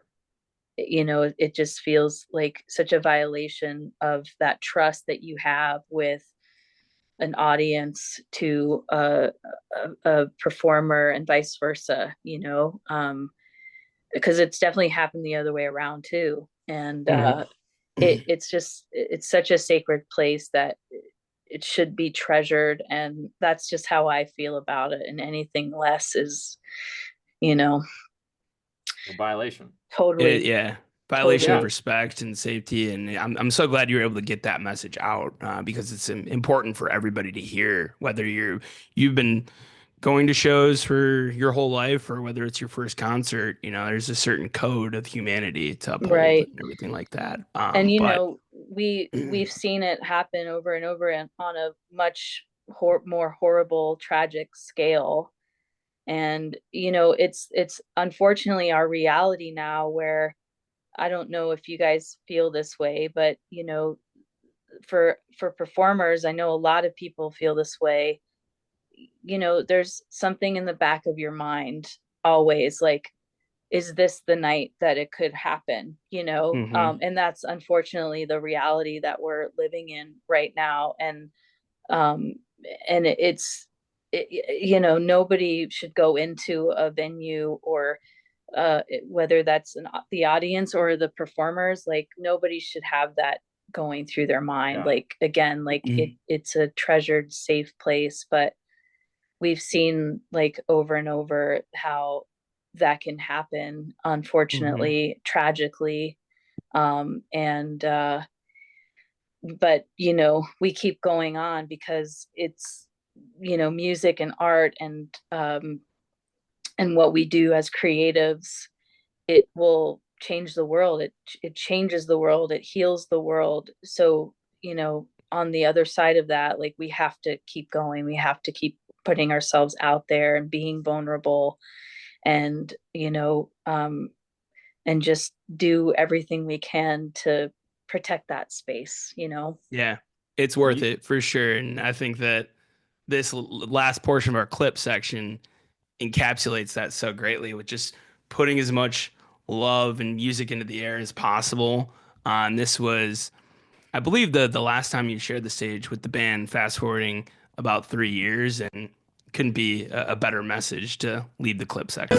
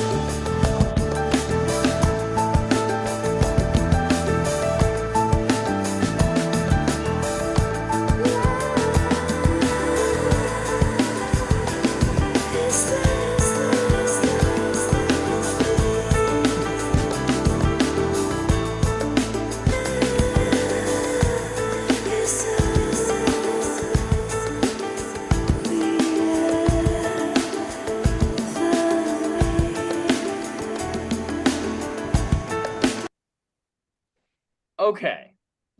So we just went from talking about probably the darkest part of your career. Years later, you come back. There is a sit-in in between here too. You do the Pink Floyd thing with a couple of members of that choir again. Mm-hmm. And then we get here in 2019, 3 years removed, and I guess you got your swagger back because, whoa, dude. This is like the culmination of everything you talked about today. This is the vocal effects, the just the more ambient type of vocal fills, so much not so much as like leading the charge. Two questions, or I guess really one. Uh, was there any hesitation to get back on stage with them? And how, I mean, it sounds exponential between between the brain damage eclipse thing to this. It sounds like you have completely shaken that off at this point. Is that fair? Is that a fair observation? Yeah, I think so. I mean, I think you know, my psyche was ready. uh I definitely felt like,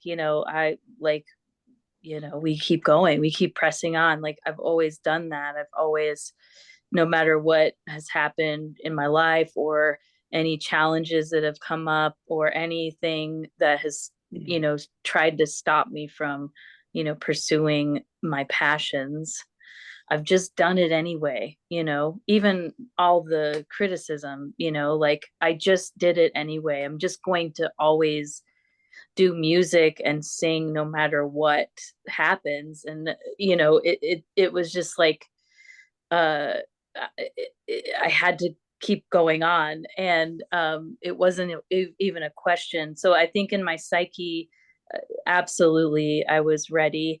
The physical body was like, are you sure? Are you sure you want to do that? There was definitely fear going into it. I remember, being in LA that day, and just thinking, like, is this a good idea? Should I even do this? But um but again, like, persevered. And obviously had the support of the band, and they again invited me in, and I felt safe there. Um, and I also had an incredible time with the sound person at that time. And we were able to talk about the vision a little bit more in depth. And I remember, just he was so he was still new to the team. And so there was this, like, eagerness and, like, a desire to really try to be creative with this thing. And I just said, like, here's the sonic, I like the sonic vision I have of, adding these vocals in here. And he was just, like, so on board. And I was like, go crazy with it, like, do whatever feels right for you. And that trust was there. And, like, he crushed that. Like, it was because, like, we always say, like, the fifth member of the band is the sound guy. Like, that's the quote, or the sound person, because they will make or break a performance. They have to be so into the music and know the music, like,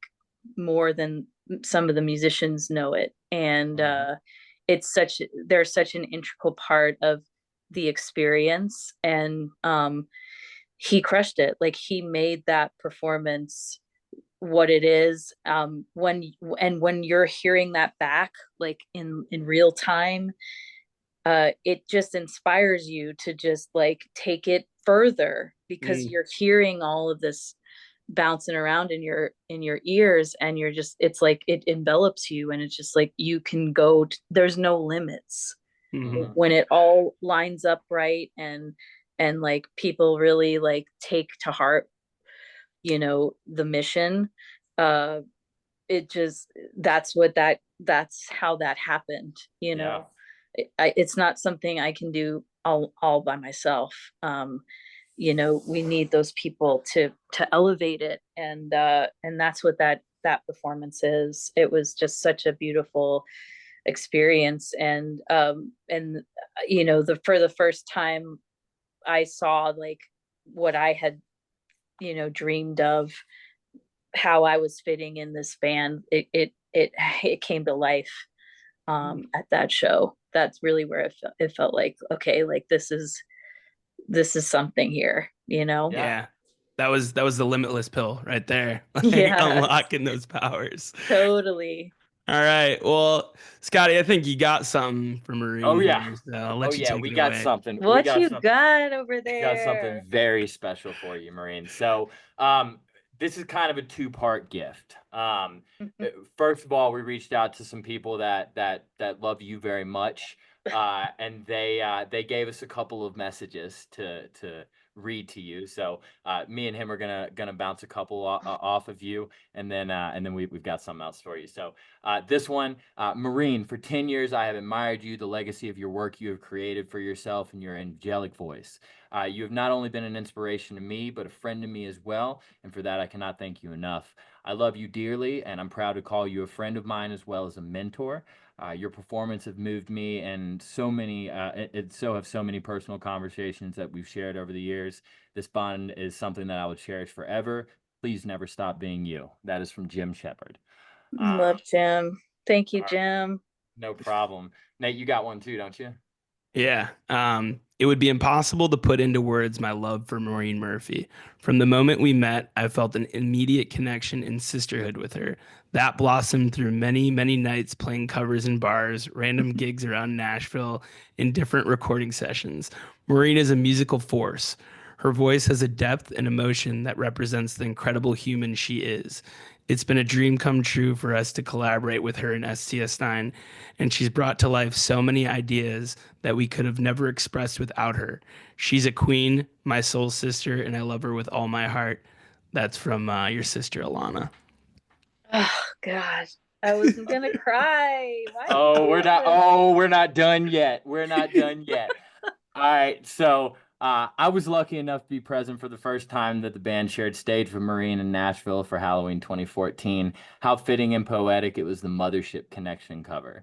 That's how I would sum up my feeling about what she has brought to to STS9's history. A deeper connection, a connection that feels nurturing, a new playful chapter of STS9 that opened up a door to so many unforgettable moments that wouldn't have been possible without her. To see Alana get on the mic after that sit in and simply tell us, give it up for Maureen Murphy, was something that I thought I'd never see. So we should all give it up. She's vocal intergalactic royalty. That is actually from Nate. It just felt weird to have Nate read his own message. Um, so Isn't it weird how similar those are between me and Yeah, Alana? thank you so so much. Oh my no, gosh. so those are too good just to read to you. So I figured we'd give you a way to put it up on the wall along with everything else that you created. I don't know how aware you are of the art that I create outside of this, but I'm the one that creates the set list and that. So what we have for you, Maureen, Whoa. is every single Oh my show gosh.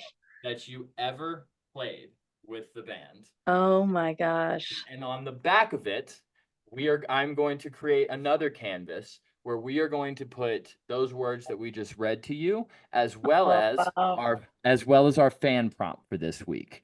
Which, if you've made it to this far, tell us what you love about Maureen Murphy.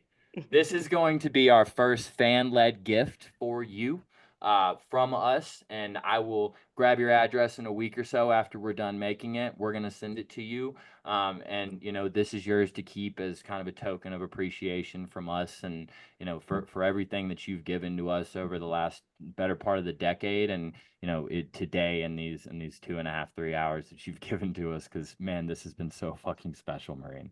Yeah. It's been so special for me. Like you can't even imagine. You both are so generous, and thank you for inviting me here in this space, and letting me have a voice here. This is such an honor and a gift, and I appreciate you both sharing your platform with me. And to go down these journeys, it's been so awesome to go back in time and to just be reminded how special this has been, this journey with STS9, and everyone who loves STS9, the STS9 community.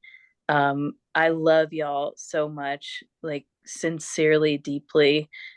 Everyone has been just so incredible and so kind to me, and so again, just generous for letting me have a place here. And I'm just so thankful for y'all and for your time. Thank you for letting me talk about all these moments and sharing my experiences with you all. It's been such a pleasure and a delight, and I could talk to you guys forever. This has been so amazing. Well, that's good, 'cause we do have one more thing.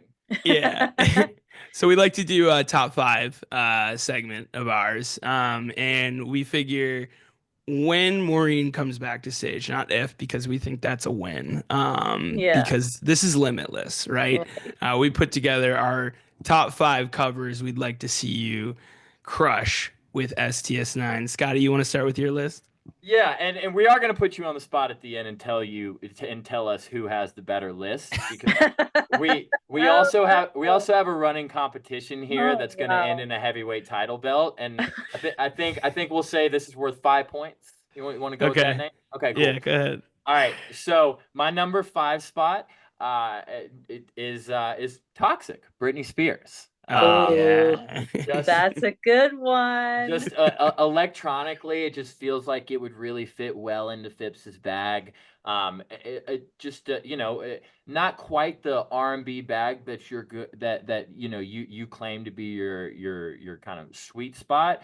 But I've heard you sing "I Feel Love" by Donna Summers. You can catch this Britney cover. My guilty pleasure is a pop song, so yeah, I love Britney. Toxic is like one of those iconic songs, and I think that's brilliant. That'd be a brilliant one to do. I'll go with my number 5 while you're trying to pull that up. I've got another kind of pop one here. You've Got the Love by Florence and the Machine. I think that's a good one too. Yeah. And then to give you a little bit more time, I'll go with my number 4 here, Scotty. We're going to house music now. Give me "Show Me Love" by Steve Angelo and Laid Back Luke featuring Robin S. Oh yeah. Show me, baby. Show me love. Oh, we got her to sing. Yes. Fuck yeah, dude. Oh my God, we got her to sing. Yes. Yeah. Mash it up with Potamus. That would go off. Hell yeah. All right. My number 4 is "I'd Rather Be With You" by Bootsy Collins. Oh man. So Nate, if you're not familiar, that is the sample and basically the whole musical structure of "Stay Woke," the Childish Gambino song. But that Bootsy Collins, "I'd rather be with you." It's iconic. Yeah, you'd be all over that. Iconic. My number 3 is "I Keep Forgetting" by Michael McDonald. I do a pretty good Michael McDonald impersonation. I'm not gonna lie. I bet you do. And similar to that Mothership connection. STS9 likes to take hip hop staples and find the sample in them and cover that. Yeah. And so that "Regulate," "Keep Forgetting," "Regulate," that I can just that would just be wonderful. Yeah. What you got in your 3 spot, Nate? So it's "Find Another Woman" by Raina. So this is a 90s anthem. We'll include the YouTube link in the description here, that has turned into "Like I Do," one of the newer songs by STS9. Okay. Yes. It's much more sped up. It's much more of kind of a 90s pop house anthem there. I guess you're kind of getting to what my music roots are a little bit here too. Yeah, I love it. But that'd be really cool to see them bring that to life into "Like I Do." And then for number 2 for me, "Lose Yourself to Dance" by Daft Punk. Of course, in the middle of a dance. It would have to be. Yeah. Of course. And that's a set break staple song. They play that almost every set break is part of the house music. So that's come on. There you go. My number 2 spot, this is a little bit of wishful thinking because it would really require 2 people to make it work right. But the Seed 2.0 by The Roots. Mm. Get Armani Reigns to do Black Thought's part and get you to do the I don't ask for much these days. I just that song has always sounded like an STS9 song to me. The guitar just sounds like Hunter Brown's guitar, and it's felt like a really good opportunity to have you do something like that. And then my number 1, I don't think Nate has a better number 1 than me. Ain't Nobody by Shaka Khan. Yeah. Okay. All right. You're playing into hers and Alana's hand here. I think we know that. I mean, all right. My number 1, the one of the other best vocal performances I've ever seen is Bruno Mars and Anderson .Paak in Silk Sonic. Yeah. So I love to hear Leave the Door Open. With Maureen. Yeah, that's a good one. All right, that's a pretty good number 1. That's pretty, man, that's like tied, I would say. Number 1s, tied There we number go. 1s. What about the whole list, though? Oh, Nate, I'm sorry. I'm gonna have to go with Saudi on this one. That's fine. That's fine. I'm getting used to it. Oh, man. Boy's getting his ass handed to him the last couple months. Maureen, I guess before we finish it up, roll out the red carpet for you, as they say on Hot Ones here. This has been spicy either way. What's next for you coming up before we wrap up? You know, I don't know, to be honest. This year is sort of unfolding itself a day at a time, which is really awesome. I think it's maybe one of the first years I've lived that way, without having everything planned out for me. It's really refreshing, and it's like so exciting because it's full of possibility.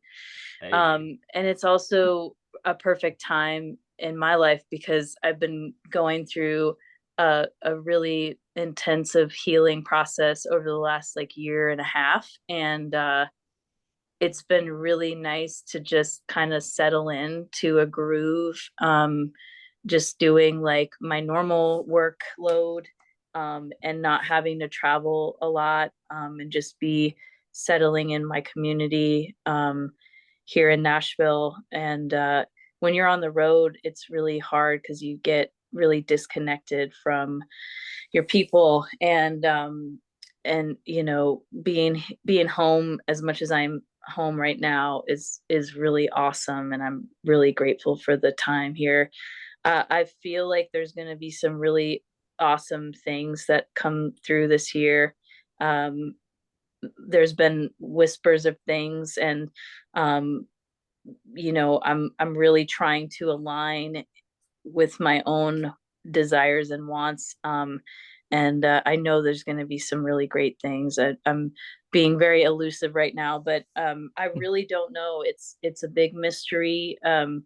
I just continue to do my work here. I do vocal coaching, and so I'm working with a lot of my peers and colleagues every day, which is amazing. And I'm just always tapped into our community here.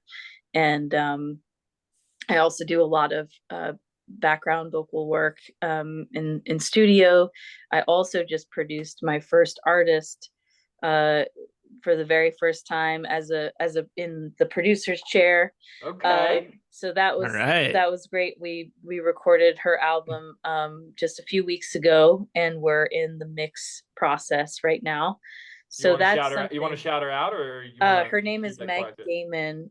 She's an artist from Rochester, New York, who moved to Nashville a few years ago, and actually met when I was hired by her other producer. Her last producer hired me to come in and sing background vocals on her album, and we hit it off. We met in the studio for the first time, and we became good friends, and she asked me to produce her next album. So that was a dream come true. And we'll be unfolding that as the year goes on. So that's a big thing that is for sure happening. And I've really opened myself up to doing more work in that role. So I'm looking for other artists in Nashville or anywhere that would want to work in that way with me. So so that's exciting. Definitely something new, and also something that I want to, learn more about and get better at. I do have, many years of working in studios and being a musician and knowing like how to be a producer, but there's other things that I want to tackle, that I think could really sharpen my skill in that role. So or skills in that role. So there's going to be, I think, an educational element to this year, learning some new things. And yeah, we'll just see. I think there'll be some travel involved somewhere along the way. But like I said, for now, I'm just really happy to be grounded here, and I'm excited about the unknown of what's coming this year. So thanks for asking. There's going to be some awesome things that are coming for fans of me and of STS9 too. That's all I'll say for now. All right. I mean, we know where they're gonna be in 7 weeks, so we'll just Yeah, we'll just see. We'll see. But there'll be some fun things coming for y'all too. So I'm excited about that. And yeah, it's gonna be a good year. I feel like a lot of great things are on their way. So Awesome. time to Well, dream more and dream bigger, absolutely. And Yeah. you've inspired both of us. Thank you so much for your time here today. Thank This you has been guys. awesome. Scotty, bring us home. this is somehow better than we imagined it. Maureen, thank you so much for your time again. We can't thank you enough. This is by far the longest pod that we've ever done, and I don't think I would cut a single second of it. Awesome. We are just so grateful to you. We're grateful to your contribution. Thank you for spending some time with us, and best of luck in the Anytime. year. Absolutely, we'll definitely have you back. We'd love to. Anytime. Yeah, Okay. we'll All have right. we'll have a part 2. Yes, There we ma'am. go. Absolutely. Well, Awesome. everybody, Thank you thank guys. thank you. And thanks for listening, everybody. Thanks for watching. Like and subscribe us wherever you're listening or watching YouTube, Spotify, or Apple Music. We'll be back next week with a Wave Spell edition. I've got some old tracks to smack Scotty over the head with here and catch up in the standings here. But have a great weekend, all. See you guys soon. All right.